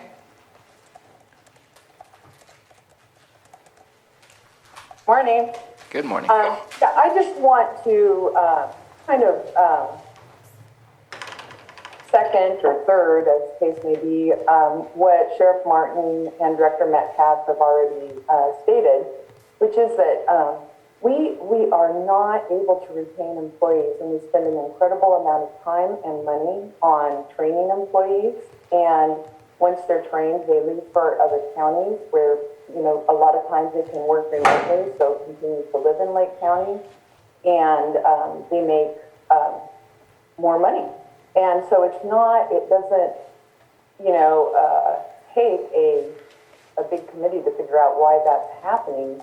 I think that what we need to do is pay employees in a way that is on par with the surrounding counties in particular, so that we can retain staff. Otherwise, I think that, we are spending enormous amounts of money in recruiting and training that then just goes out our doors. And I know one of the areas that I have employment specialists who are responsible for CalFresh, CalWorks, and also for Medi-Cal case management for all the people who referred to earlier as being on Medi-Cal in this county.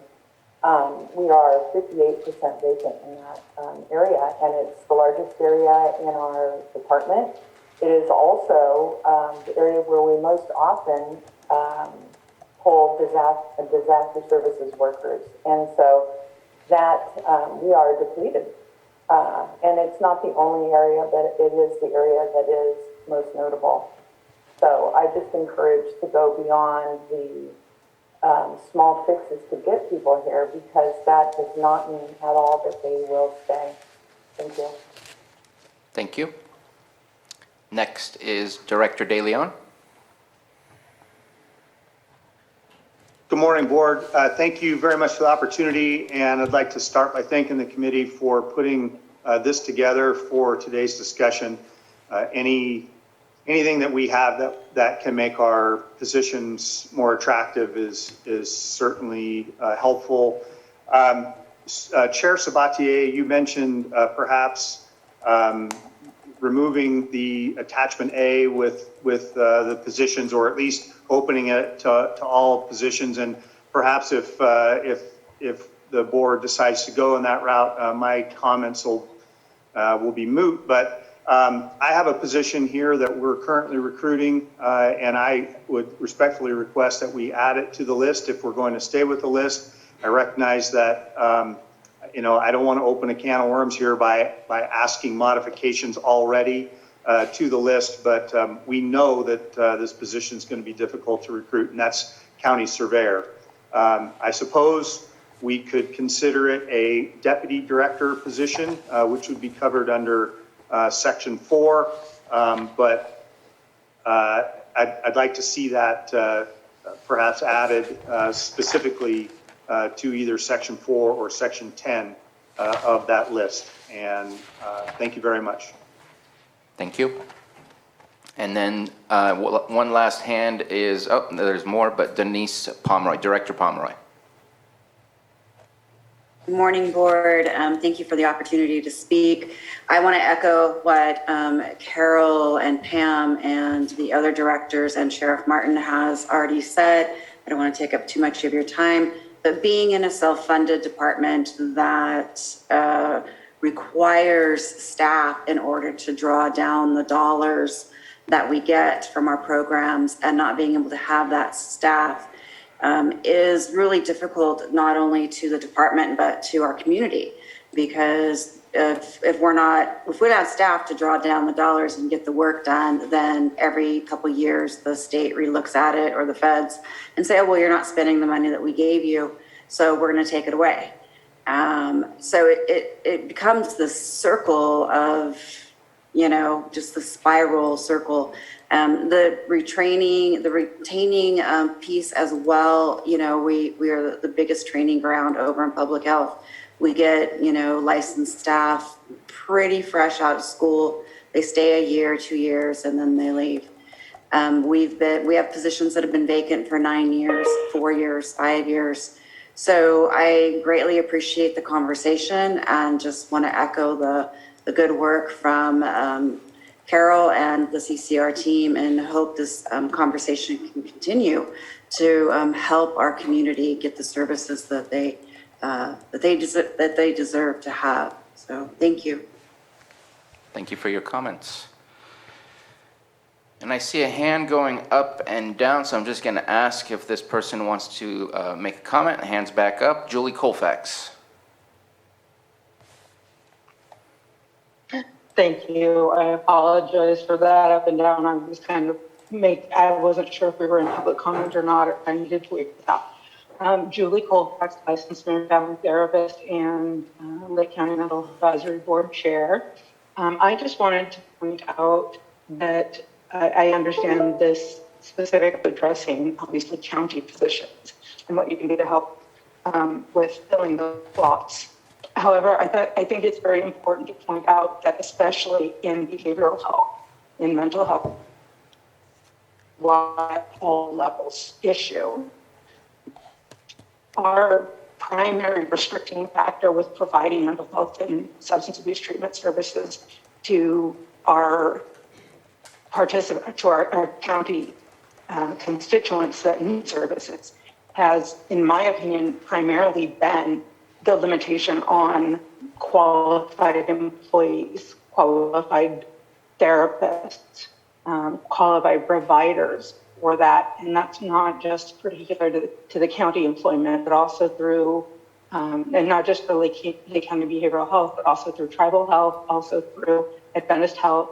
Our county has, so it's not just the competition for the positions at behavioral health that you're looking at, you're competing with the other local agencies as well for those employees. And it's definitely a very serious problem that I know we have, as we've talked about, there's the homelessness issues and many other things that tie into mental health. And so I just wanted to put my support out there that especially in the realm of mental and behavioral health, it's a serious need to get solid employees with good training and good background and good education that will stay on and continue to work in the long term. I know turnover for Todd is absolutely ridiculous for therapists, and the openings he has available there are notoriously hard to fill, not just right now, but always. Thank you for your comments. And I see no further hands up and no further comment in the board chamber. Let's go ahead and bring it back to the board. Any further comments? Supervisor Pyska. I appreciate the work of the committee, and I appreciate being able to hear from so many of the directors today. I think this is a really great starting place to see how we're going to progress as things open up. I would be in favor of raising up the deputy sheriff's or and the probation. Wait, which one? The law enforcement one, from 6,000 to 10,000.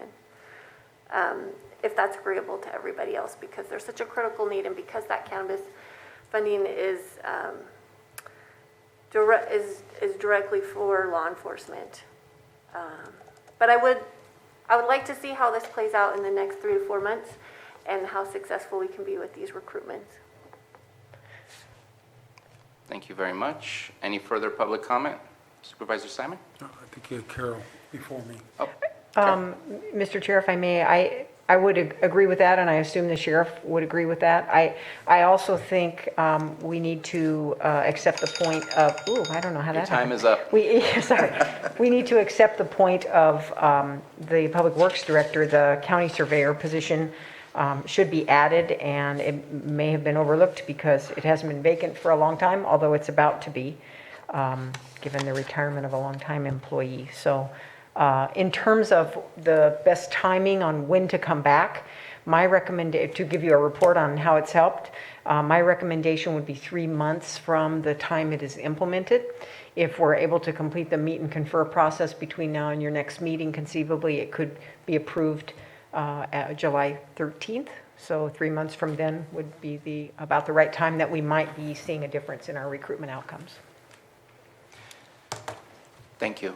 I'm just going to make one final comment as an argument for why I think we really need to look at opening this up. Again, I used a list that was provided to me, which is just a point in time of vacancies. And the ones that check out for what is vacant, and so this doesn't include the list of folks who don't have vacancies that are on the list of hard to fill, which includes directors, which are typically the highest level paid.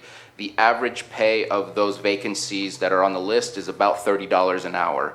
The average pay of the ones that are not on the list is $22 an hour. Those are going to be a whole lot harder to fill if we don't do anything to try and get them in, and they are the support staff to getting the work done. So I'm still very uneasy with just pushing this forward when it seems very top heavy as to who we're trying to recruit versus looking at what does our county need. And I get it that it means opening it up and it might cost us more, but we also have an opportunity with the cannabis taxes that we have already collected and will continue to collect to try and fill some of these gaps that makes it really difficult for all of our staff to get all of their work done. And so I would also like to, so that's my final comment as to why I think we need to try and open this up. Because having a pay of $14 an hour, which is what we have currently for one of our positions, and no incentive, we're just not gonna fill that position. And so this is what I'm looking at. That's my final comment. If someone else wants to speak on that, then I'm happy to entertain that discussion.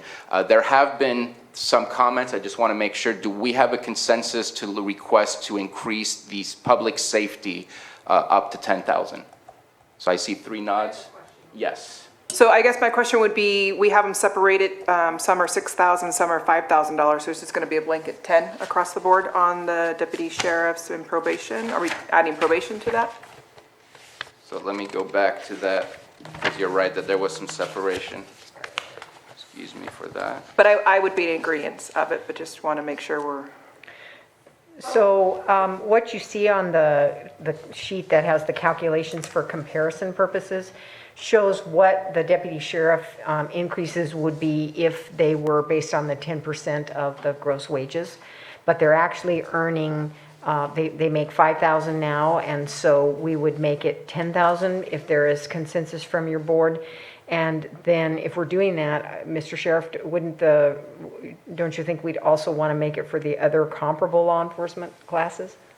Yeah, so all of those that you see that have something in the far right column that says requested by department head, those numbers would change to 10 based on, Mr. Sheriff, how about Deputy Sheriff Corrections? Same? I think so, yes. Okay. Yeah. Yeah. I can't speak for other departments' budgeting abilities, but yeah, I think so. Well, all of those positions are general fund, so I can speak for that. And I think it's perfectly the right thing to do to treat both our correctional officers as well as our peace officers that are patrolling the streets in the same realm. So I'm in agreement that all of those, that's why I stated public safety, since those 3 are under that public safety guideline, that they all be upgraded to 10,000, and I would love to see what that can do for us.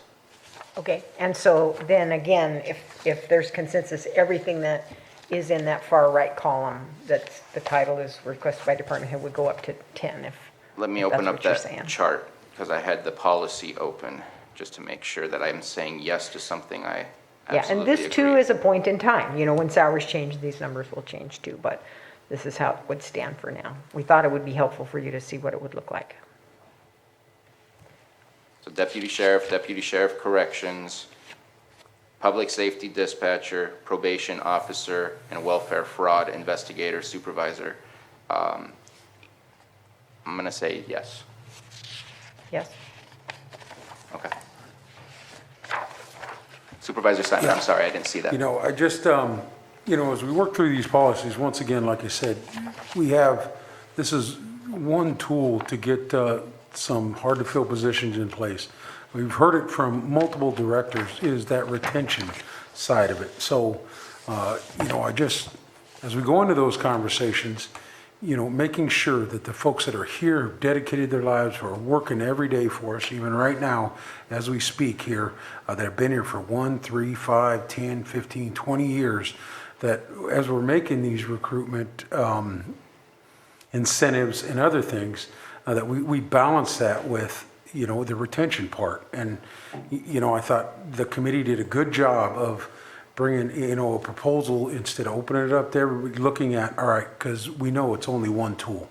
That retention of the current employees that we have that are coming in every day is the most important thing. They're the heart of Lake County's workforce here to take care of our constituents. And I know we got more work to do there, and we don't want to be putting too many incentives on folks that, as we've already heard, may come in for 2 years and then they're gone. They go somewhere else. So I just want to keep us focused as a board on that, because we can't just open everything up. We want to make sure that we get those incentives set right to hopefully help add to the workforce, but also the next step of this process is going to be taking care of our current employees that do all the hard work. And you know, I know we say it here at the board and everything, but we understand what that retention means. It means keeping the great people that are currently working for us every day. And so this is just one tool, and we want to make sure we balance that right, so it's accepted that, hey, these things that we're putting together now are just to help hopefully alleviate some of the extra work that is being burdened by all of our departments and all of our employees that we currently have right now. And this is just a tool to hopefully help them, but we understand that retention part is a big part of the conversation going forward. It's the other 50%, No, absolutely. it's the other 80% as far as I'm concerned. This Right. is just a tool to get, you know, those vacant positions that have been there. We're never going to fill them all. That just ain't going to happen. But hopefully this will take a big chunk of that away. But then once we get through this stuff, we can start to really talk about that retention stuff of our great employees we have coming in every day that work hard for us. And I absolutely agree. It's not, this is a chip to a part of the solution. But I would say that those that are working without a colleague in a seat next to them because it's been vacant for so long are possibly working overtime or are looked at to do more than just a one-person job should be able to get done. This will alleviate a lot of the stress and hopefully allow for a better quality of life from those that work for the county by having more people in those seats. And yes, this is just a part of the solution. There's more to come, hopefully. So we got the consensus on that part, and I think that's the only changes that we are looking at. And I believe all you're looking for is consensus for today. Do I also have your consensus that we will add the county surveyor to the hard-to-fill list? I Yes. absolutely agree with Okay. Director De Leon. I know he's been working hard to try to fill that position already. And our HR director had a comment? Yes. Yeah, yes, we do have, I'd like to add 2 more positions. I received an email from the Director of Animal Control that the vet and vet tech have been notoriously hard, and he would like to add those to this list. And I would agree that those are hard to fill positions. Are the vet techs set at a salary or are they contract? Their salary. Okay. Both positions are salary. The vet used to be contract, but now it's salary. Any conversation on I those two? would agree with I that. agree. Okay. That looks like there's consensus. We all agree on that, so thank you for bringing that to our attention. And then Director Samak, if you want to continue on to Part B, so we make sure we don't miss any part of this conversation. Yes. The second program we would like to bring back, we had this as a pilot program about a year ago, is the employee referral program. Some of our greatest employees come from employee referrals. And this is a way to acknowledge our current staff for referring employees and, open that up as a way of recruitment in addition. So what we would like to do is to increase the reward to $750 from $500 for regular positions, and then $1,000 referral bonus for hard to fill positions. Same criteria as before. The employee has to be here 90 days before the employee would receive the hiring incentive. The only other caveat is that the employee that gets referred has to list their name in the application, so we have a mechanism for tracking. Okay. Thank you for that. Any comments or questions on Part B for the referral program? So, Mr. Chair, we're recommending raising the amounts Yes. because we have had only minimal success with this program, and also as another small recognition of the value of our existing workforce and another little piece of the puzzle with more to come. Absolutely. Every one of us have our own little circles that we know, and we can bring in through our network some great employees. If there's no further comment, let's open it up for the public. Any comments on the referral policy? Seeing nothing in the board chambers and nothing in the Zoom room, let's go ahead and bring it back. And again, all you're looking for is consensus to move forward and bring back the final policy? Yes. Okay, I believe you have consensus on Part B. Oh, Yeah, Supervisor. I'd just like to say that, just to add to that, especially a little from the last, but it kind of fits with this, just keeping people here. There's a lot of people that are from here that leave, and then they don't stay here. And word of mouth of people that work here or that live here or are part of the county, government could say, hey, you could work here and do the same thing. Oh, I didn't know that. And then there's a referral there as well. So when we talk about retention, keeping people in Lake County that are from Lake County so they can have some pride in it. That's one of the main reasons why I wanted to be in this position, was a lot of our people that we graduated with, went to high school with, they leave because it's more lucrative somewhere else. One of my high school buddies is running for sheriff in a different county, and I'm like, man, why isn't he here working with us, So not just recruiting, not just word of mouth to get people here, but keep people in the county, if that makes any sense, so. No, they know the county better than anyone else. So that does it for that item. You have what you need? That's what we need. Thank you so much. All right. Supervisor Simon. One last comment here. Supervisor Sabatier, when you were talking about, obviously, we made a decision to move forward with the law enforcement stuff, to bring it up. So I will bring it up right now. I know that we have it went from the 500 to the 750. At the time when we were having with the committee and everything, I thought it was, the right number. I would like to offer that for all eligible positions, not only the hard-to-fill positions be $1,000, but raising that outlined all the employee positions be up to $1,000 for our referral process. So I know it's at $750 right now, but I'd like to put that on the table. We're talking about being more impactful for our current employees. The $750, a great step forward, but I think the $1,000 would maybe incentivize it a little bit more. And, yes, it is, as it says here, it will be a taxable income, but, I don't know what that adds out to. It'd be probably around $850 or something like that you'd get if you referred a friend or family member or someone to get a job. And so, that's a big impact on a monthly basis for our current employees. So I'll offer it today. whether or not it goes anywhere. And I was comfortable in the conversations with the committee at 750, but I think, the $1,000 should be offered, so. No, I appreciate you bringing that up so that we can have further conversation about what is the right incentive for people, because how many people have been hired that could have gotten that referral amount, but the amount wasn't large enough for them to remember or recognize that that was even available, and maybe they missed out on it. If it's at a certain level, then everybody might be keeping their eye on that a little bit more. And it's also when people are looking to recruit, well, if you're recruiting for me to work with you, that means you enjoy where you work. And so it has a lot of positives along to that. I like the idea, especially the amount that was done in referral, I don't know if you call them stipends or payments, was minimal. I don't think that increasing it to 1,000 is necessarily going to hurt our budget abilities. So I'm in favor of it. Supervisor Pyska? It's a nice round number that everybody can remember. So if we could, I think it might be helpful to have Pam speak to the rationale for the distinguishing the two, and whether or not there's really a compelling need to distinguish a referral from, a regular referral to a hard to fill referral. Pam, could you speak to that? Certainly.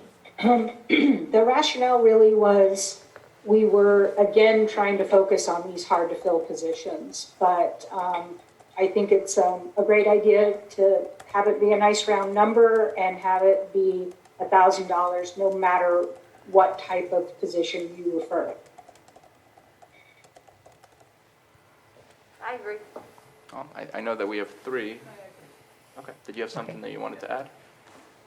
Okay. Well, it looks like we are looking at a unanimous consensus to make that change. And So no distinction in the type of position, just a flat 1,000 works.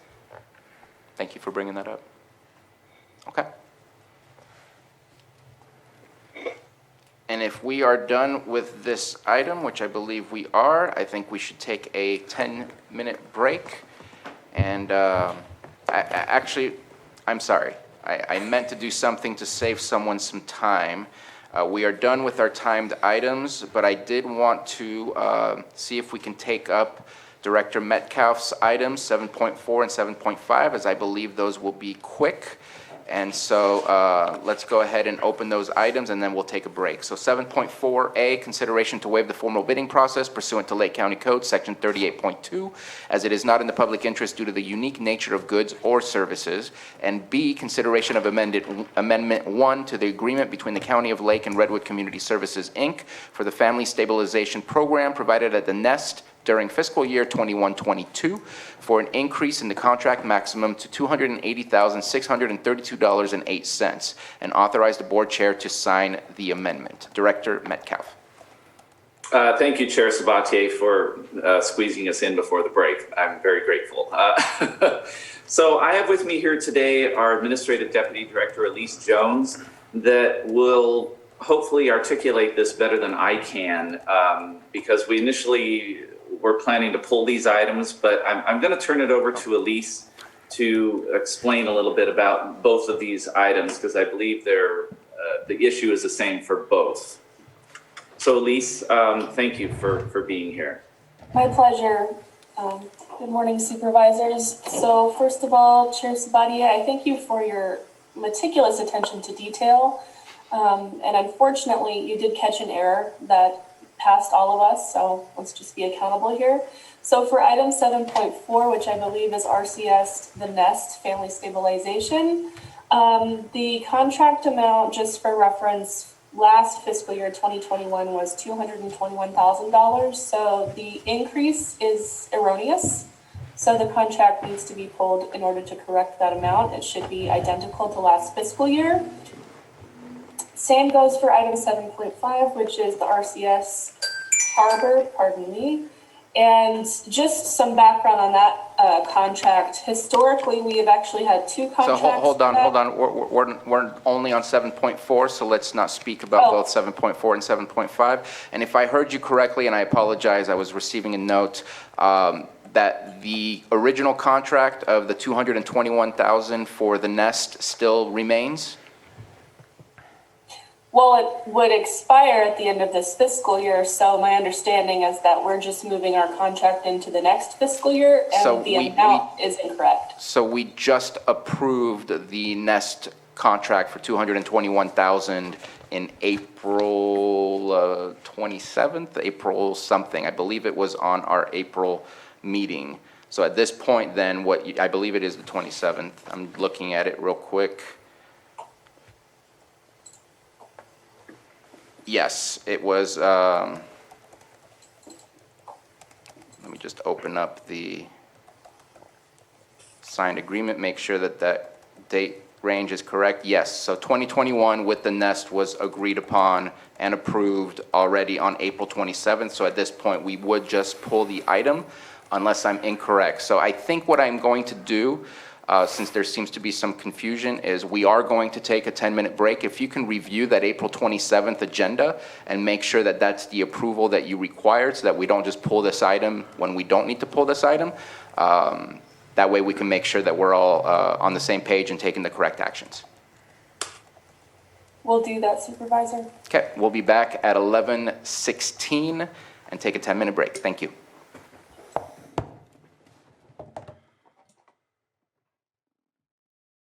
All right, and just want to check in, everything Zoom-wise is good to go. Do I need to check in with Matthew? No, we're good. We're good? Okay. All right. Apologize for the delay. 11:16 has come and gone, but we are back. It is 11:22. Let's go ahead and reconvene. We were discussing item 7.4. Director Metcalf, if you can let me know what actions you wish to take. After discussion with my administrative deputy director, we have decided that this item has been submitted in error, and we would like to pull item 7.4. Okay. Is there any discussion from the board? And hopefully we will, if there needs to be a correction, we'll see that in the next upcoming agenda. And any comments from the public? And seeing none in the boardroom and none on the Zoom room, we'll go ahead and just close down this item. It has been pulled. We don't need to do a vote on that, okay? I didn't think so. And let's move on to item 7.5, A, consideration to waive the formal bidding process pursuant to Lake County Code Section 38.2, as it is not in the public interest due to the unique nature of goods or services. And B, consideration to approve Amendment 1 to the agreement between the County of Lake and Redwood Community Services Incorporated for the MHSA Transitional Age Youth Drop-In Center for fiscal year 2021-22 for an increase in the contract maximum to $261,000 and authorize the board chair to sign the amendment. Director Metcalf. And again, thank you for the 10-minute break. It is much appreciated. After a very robust and intense discussion, we have decided to do the same thing. This is another item that was submitted in error, and we wish to withdraw and pull this item. All right. Any discussion from board members on that?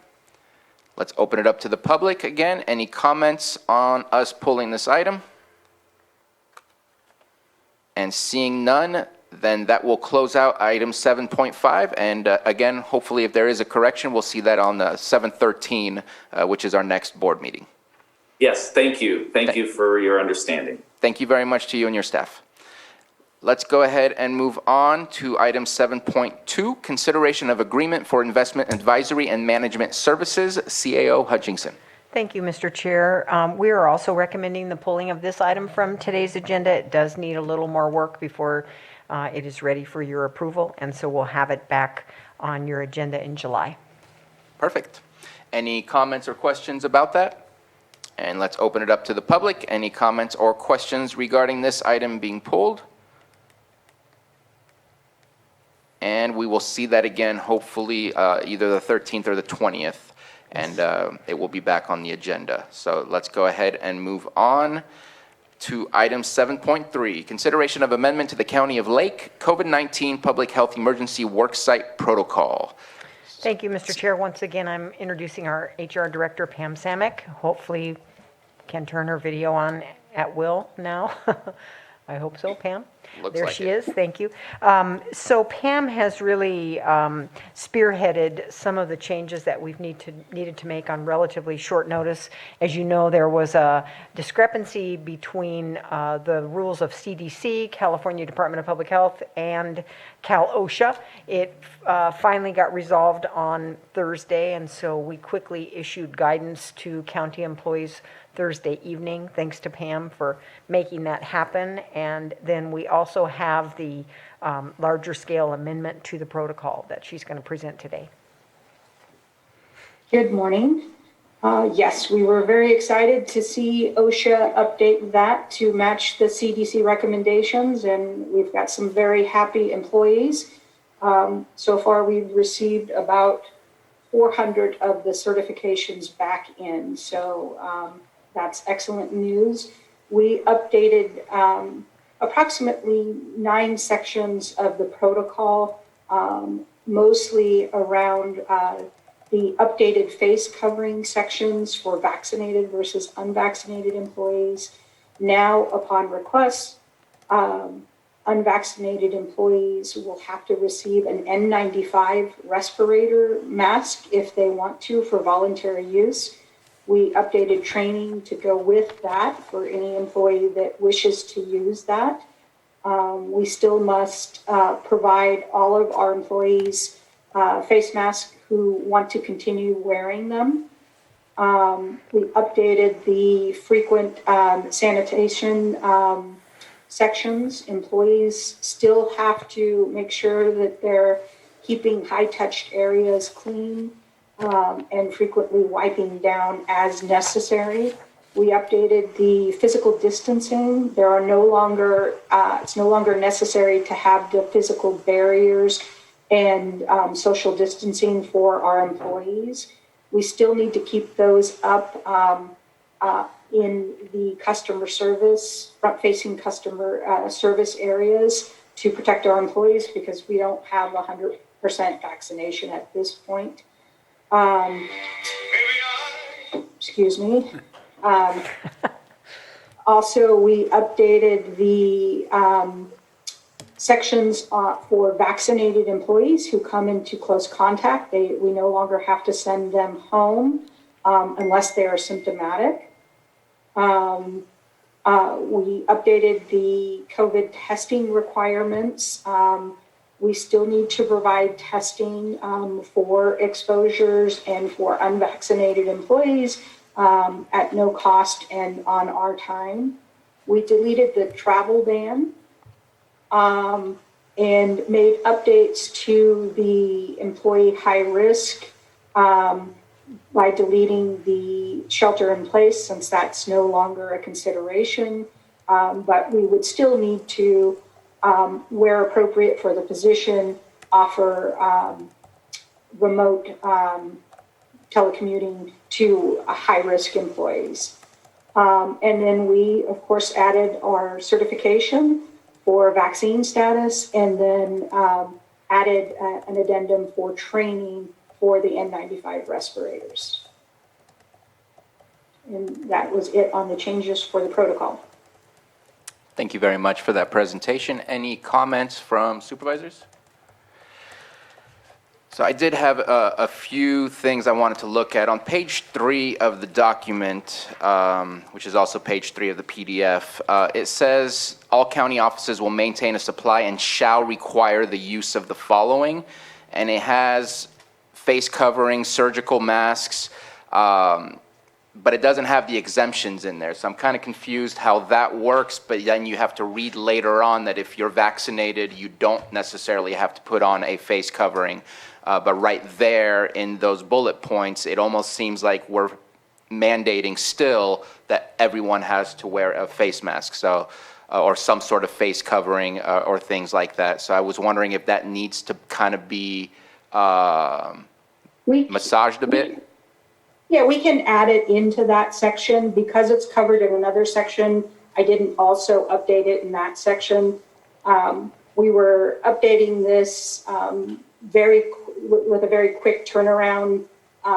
We didn't get the final notification until about 2 in the afternoon from OSHA.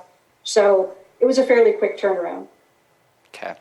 And just because some people might stop reading right there and think that that's their actual requirements for all employees when there's definitely further information along. On page 4,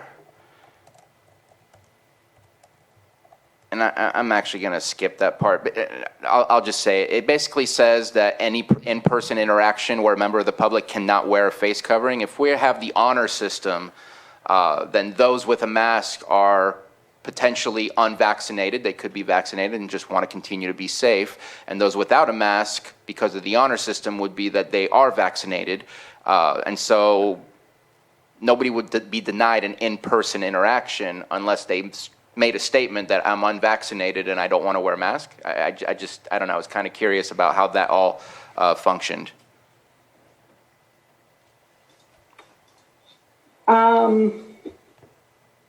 Let me take a look on that, and I can comment It's on the that third to last after. paragraph of page 4. Okay, hang on, I don't have the protocol open. Hang on just one sec.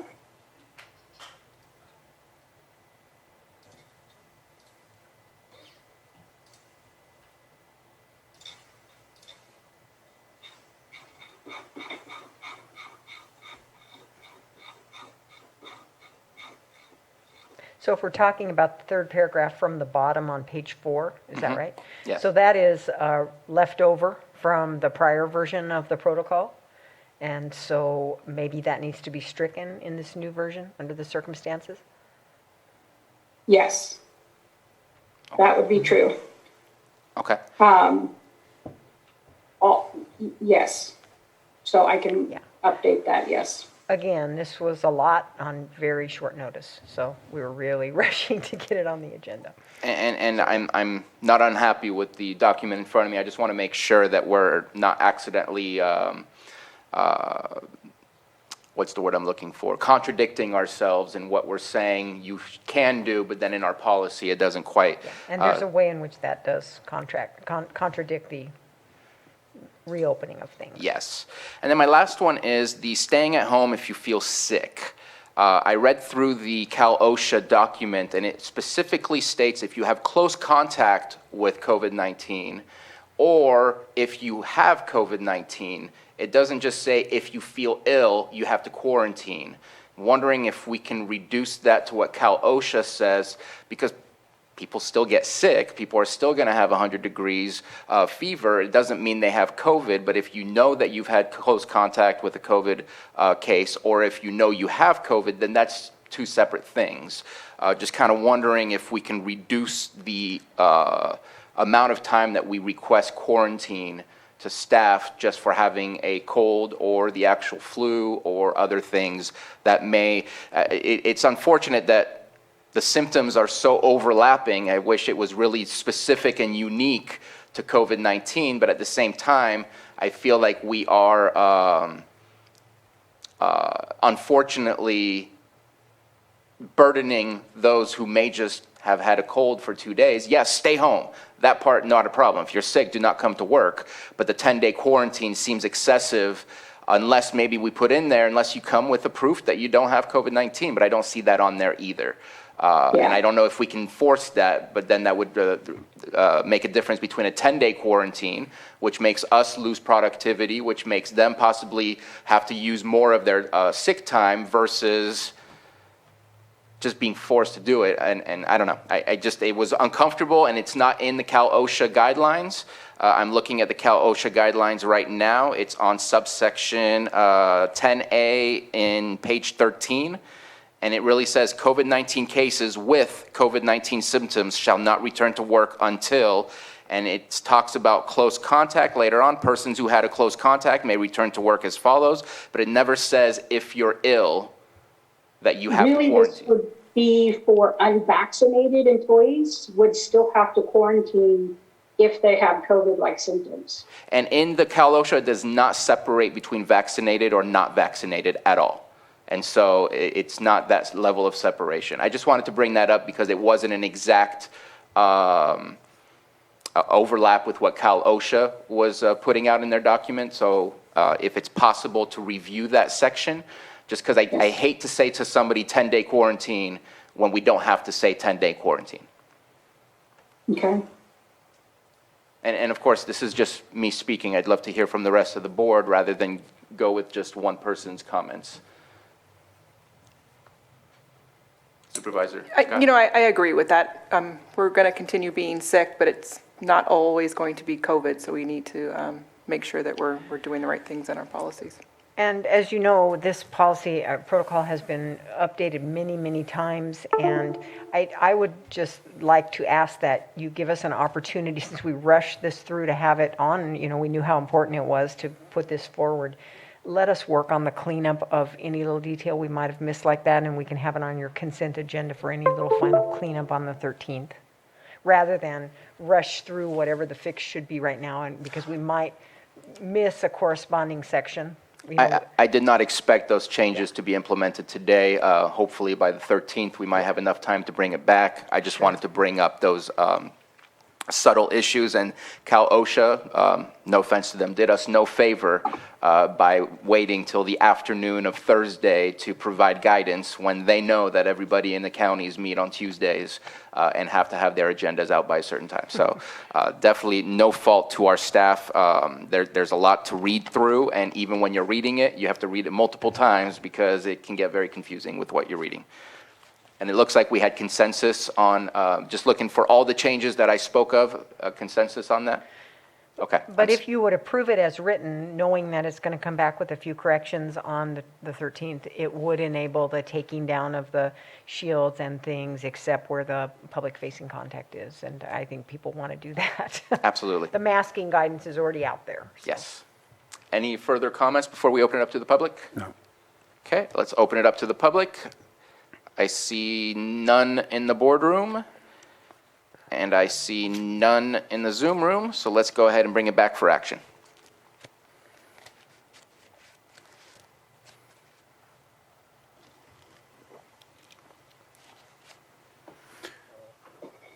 Mr. Chair, I would like to approve the amendment to the County of Lake COVID-19 Public Health Emergency Worksite Protocol with the suggested revisions to come back on July 13 and direct staff to continue and return with future amendments to the protocol on an as-needed basis. Will that cover it in the motion?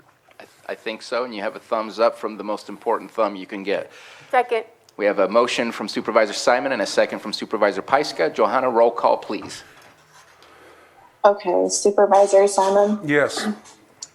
Supervisor Crandall, Yes. Supervisor Scott, Yes. Supervisor Pyska, Yes. and Supervisor Sabatier. Aye. Thank you.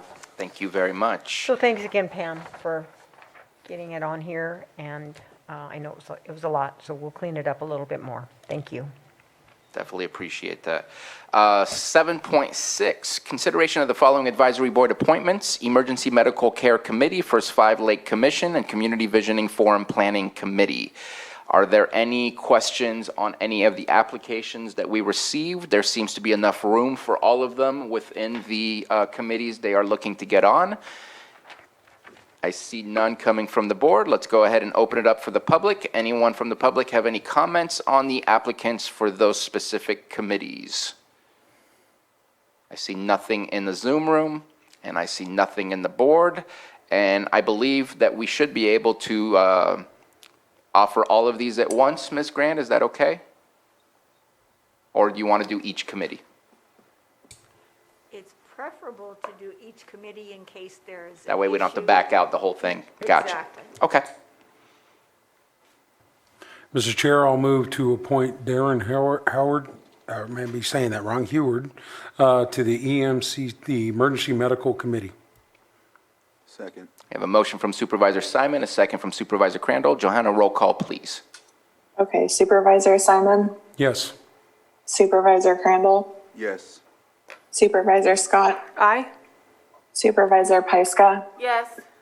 and Supervisor Sabatier. Aye. Thank you. Mr. Chair, I move to approve the first 5 Lake County vacancies, Taryn Benson and Justin Gaddy, and just want to add that there were many more applicants for the first 5 committee, but they went through an application or interview process, and these were the 2 that the commission selected. Second. Okay, motion by Supervisor Scott, second by Supervisor Simon. Johanna, roll call, please. Supervisor Simon, Yes. Supervisor Crandall, Yes. Supervisor Scott, Aye. Supervisor Pyska, Yes. and Supervisor Sabatier. Aye. Thank you. Mr. Chair, I move to approve Dale Stobie for the Community Vision Forum Planning Committee. Second. I have a motion from Supervisor Scott, second by Supervisor Crandall. Johanna, roll call, please. Supervisor Simon, Yes. Supervisor Crandall, Yes. Supervisor Scott, Aye.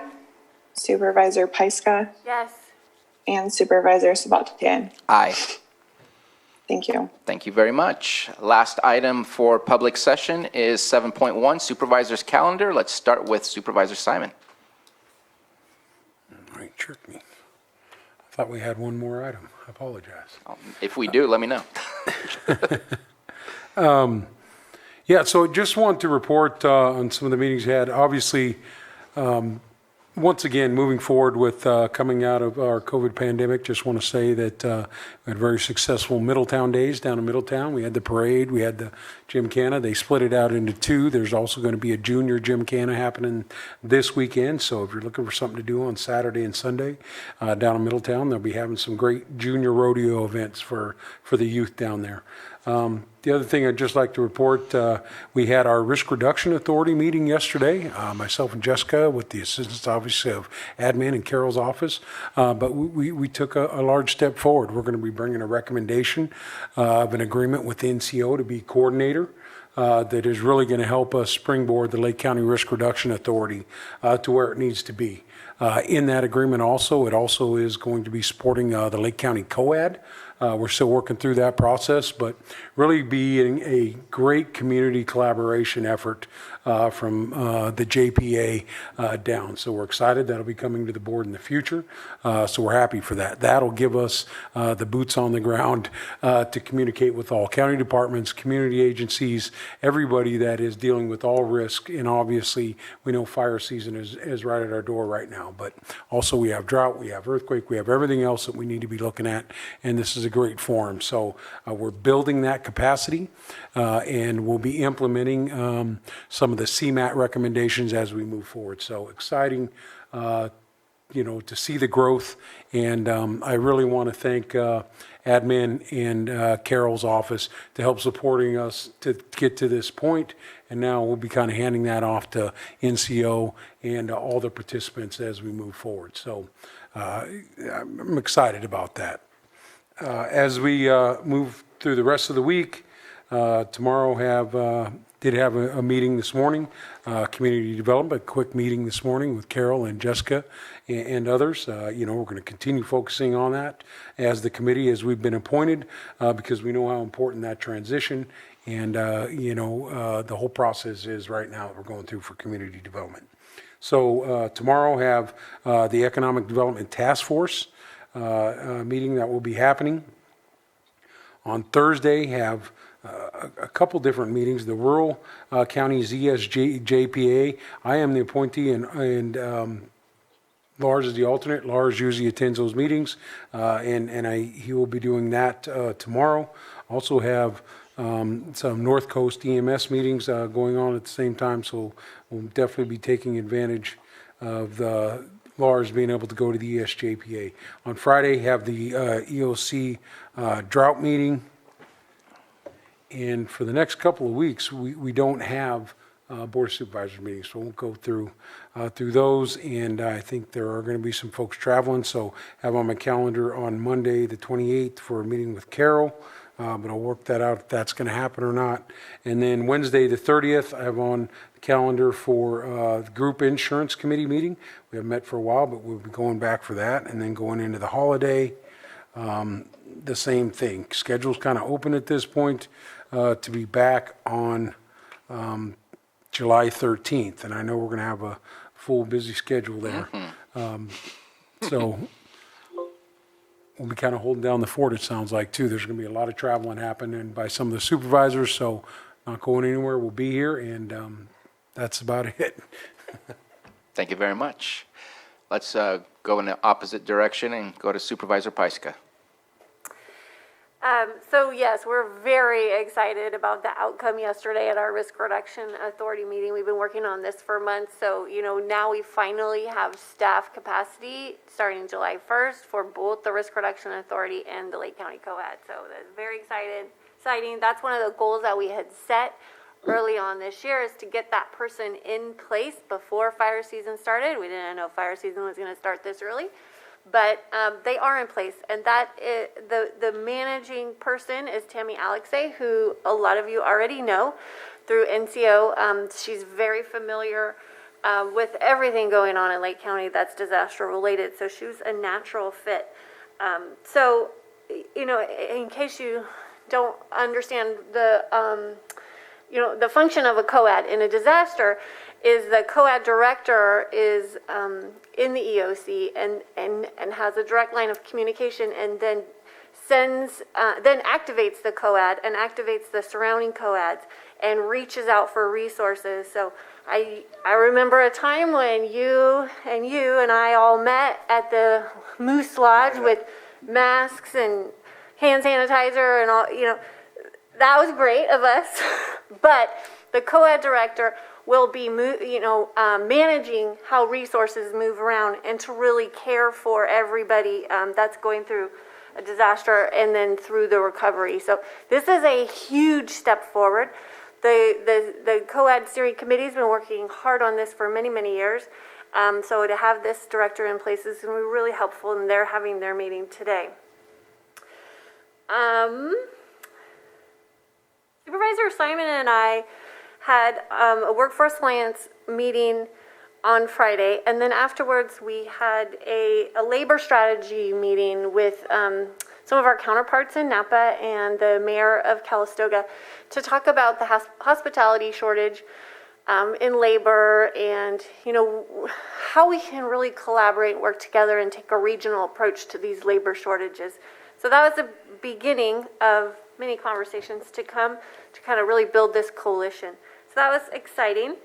Last week was also the opioid summit where Supervisor Scott and I participated, and it was a all-day event. It was just so amazing to see how many people are really focused and dedicated on curbing addiction in our county and having the opportunity to share out and discuss, and then hear just some really amazing, motivating stories. So those are my reports. Cawberry Council had a meeting last week. Also, they are moving forward with their Blackberry Cobbler Festival. Lots of work on the bylaws and kind of a little bit of reorganization happening there. So that's very, very good to see that all of that happening. I am going to be spending time with my family, but there's a few things that I would like to call your attention to. And Thursday, there is a governing board meeting for Area Agency on Aging, and Carol's going to be attending for me. And I've asked them to put on their agenda a discussion topic of supporting the senior centers to try and get open, because we don't have cooling centers, as was mentioned earlier. We don't have resources for our seniors who have been cooped up for more than a year now.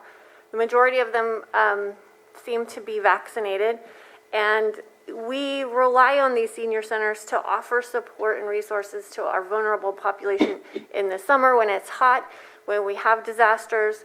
And so I'm hoping that that conversation will lead to ways to support the reopening of those senior centers. And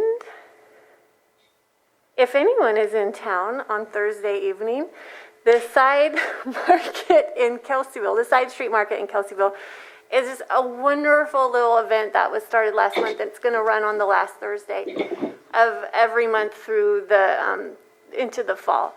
And it's just a great event with lots of artisans Food vendors, it's very small but very sweet. So I encourage anybody who has free time Thursday evening to check that out. And I don't really see too much more on my calendar, and I'll be coming back to our next meeting. Thank you very much. Supervisor Crandall? Yes. Let me see. There we go. All right. So I'll start out with last week we did our first community visioning planning forum. That went really well, and I think we are having another one coming on. I think it's did we set that already on the 29th for the 29th evening? I'll have to look for the date, but we did set it. We set it for 2 weeks, but we were worried we don't want to conflict with any cities or any other agendas. So I know we said 2 weeks for sure. So we'll be meeting again. Probably next week sometime. Matthew, can you remind us of the date we set for the next Community Visioning Planning Forum? The date we said was June 29th. Yeah. June 29th, okay. memory- And it's not on our my memory calendars worked yet, for but once. it's coming. So, yeah, thank you. Good memory. For once, it worked. So the next thing I did, Wednesday is Supervisor Sabatier, myself, Marina Delagiannis, and Deputy Director Delagiannis, and Director Scott De Leon met with the leadership at Robinson Rancheria to discuss the Middle Creek Restoration Project. They have a new leadership, so we wanted to get on the same page with them and talk about the intricacies of the committee, the project, and where we're going from there. And it went pretty well. Hopefully we can Went get really further. well.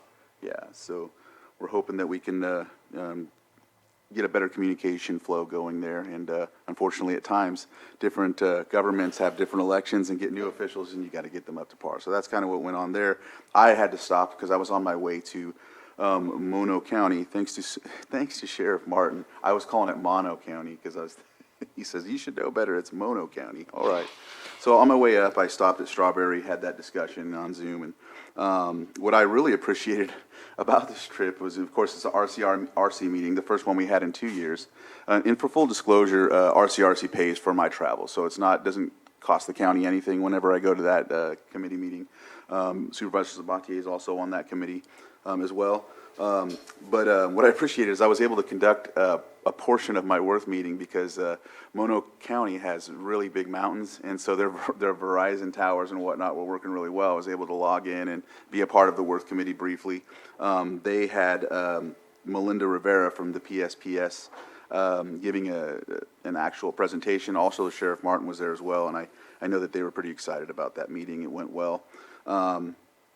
Anyhow, next was the RCRC meeting, and it was a really good event to have amongst everybody for once. For the last 2 years, we were all on Zoom. There's a lot of new people that were elected during this last election to be a part of this program as well. And what RCRC does is they're a conglomerate of rural counties that, in essence, discuss issues that affect the rural counties. We all have very similar situations. I like going there to discuss the problems, especially with our, our wildfire issues. That's always something that comes up in discussions. But also, I'm trying to also get in contact with other supervisors that have dealt with some of the issues that we're struggling with that they may have because they're either smaller or similar to us. So I go for that as well. Secretary Crowfoot was there from the Natural Resources Department for California, and we were able to discuss a couple of things that went on about the drought, water resources, things of that nature. I also was able to talk with him briefly about the Middle Creek Restoration Project. I wanted to get some insight onto that, so a future discussion with him will be coming soon on that. Of course, there's all sorts of other supervisors there trying to paw at him too and get his attention on their issues. So, but I at least got a card and got to talk with him about it and ready to follow up with that. And asked him to tune into the Blue Ribbon Committee or someone in his staff to tune into that as well. And then Thursday we conducted that meeting, and then we also went on a tour. I was really excited to see how other counties do business, especially one similar to ours being very small. Friday we conducted the Golden State Finance Association, and broadband was a big discussion. I know Supervisor Sabatier had gotten us in contact with conducting broadband, working on that right now, and so that was discussed. And then let's see, I'll go to my calendars. I also met with the Lucerne Alpine Senior Center yesterday because I have that meeting Thursday with the Governing Board Agency on Aging. And just they're looking for a new director. I guess they lost their last director, so they want to open to the public, like you discussed, Supervisor Pyska, but also want to find that person first before they start making changes. They also are looking to put their building into a situation to be ADA compliant, and they have a lot of different things to fix as well. So they're looking into that type of thing right now. But so tomorrow I have a Blue Ribbon Committee, which I mentioned earlier. Thursday, the Area Agency on Aging at 1:30, and then I have a Clear Lake Oaks Glenhaven Business Association meeting Thursday evening at 5:30. I will be conducting my phone call or my meeting. I'm not sure exactly which one it is yet, but I just know it's a meeting with the for community development for the actual gentleman that we contracted with. David, yes, David. Sorry. Let's see. And then I'll be here. I'm not necessarily going anywhere, so I'll be holding the fort down too while others are gone. I know on the 7th, because we won't be meeting, of course, during the 4th of July holiday, I'll be, the Earth meeting is at 4 on the 7th, 4 p.m. on the 7th at the fire department, and then, of course, I attend the CSA meeting. And then I think Middle Creek Restoration is on the 12th at 10:30, and then I'll have a meeting with Carol and be back here on the 13th for a robust meeting here. Supervisor Scott? Thank you. I'd just like to add that the first Visioning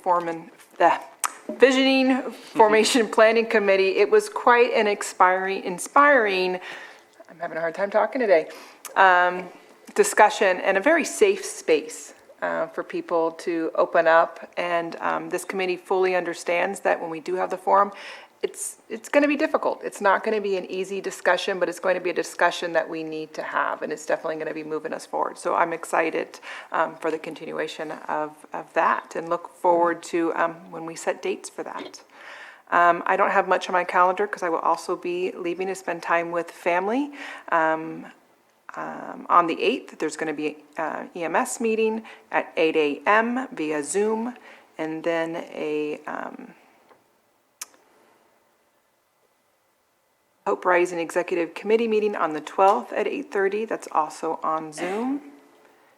And then just back here on the 13th.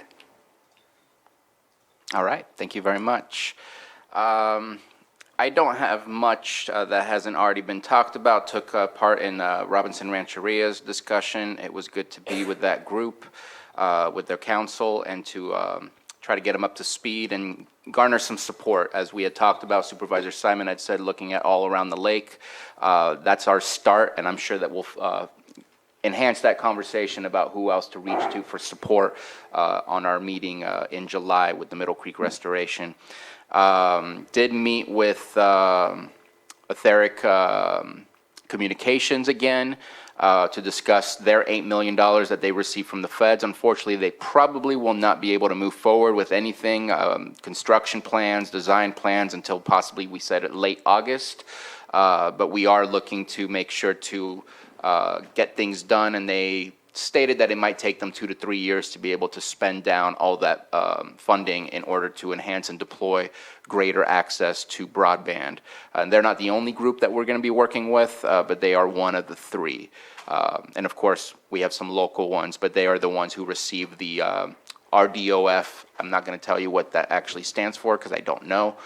Rural Development something. Opportunity Financing. Something like that. Okay, I was close. So they received that directly from the feds, and they're going to be spending it right here. That's why we're discussing those 3. Broadband is obviously not limited to just those 3.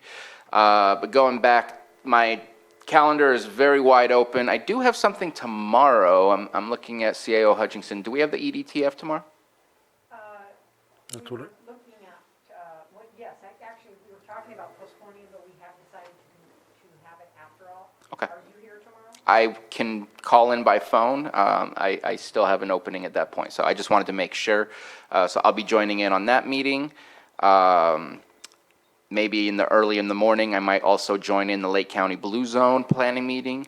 I think that's been canceled. Has that been canceled? Okay, so never mind. Renege on that. And then I will be back in time on July 3rd. There will be the 4th of July parade and festivities over in the city of Clear Lake. I have been honored by being selected as the Grand Marshal for that parade, so I did what anybody should do, and I invited my daughter to be with me, because that will be fun and memorable. And I'm looking forward to that. I know when I went down, and Supervisor Simon was there as well for the Memorial Days parade over in Lower Lake, it was incredible to see how much the community came out, and I'm expecting the same for the 4th of July. There will be Tyler Rich that will be doing a concert free in the park, in Austin Park. That starts at 6 p.m. and then around 9:30, 10:30, whenever the sun is completely down and it's dark enough, there will be fireworks. Just want to remind everybody that this is the time to be as safe as possible. There will be some fireworks or firecrackers still sold, I believe, in the city of Lakeport. Please do them responsibly. No matter where it is that you buy them, just please do them responsibly. We're already seeing effects of dry grass and dry fuel. We want to make sure to be able to still enjoy the holidays, but not have to create any unfortunate circumstances. Other than that, coming back, there is that meeting that was already discussed about on the 8th with our EMS.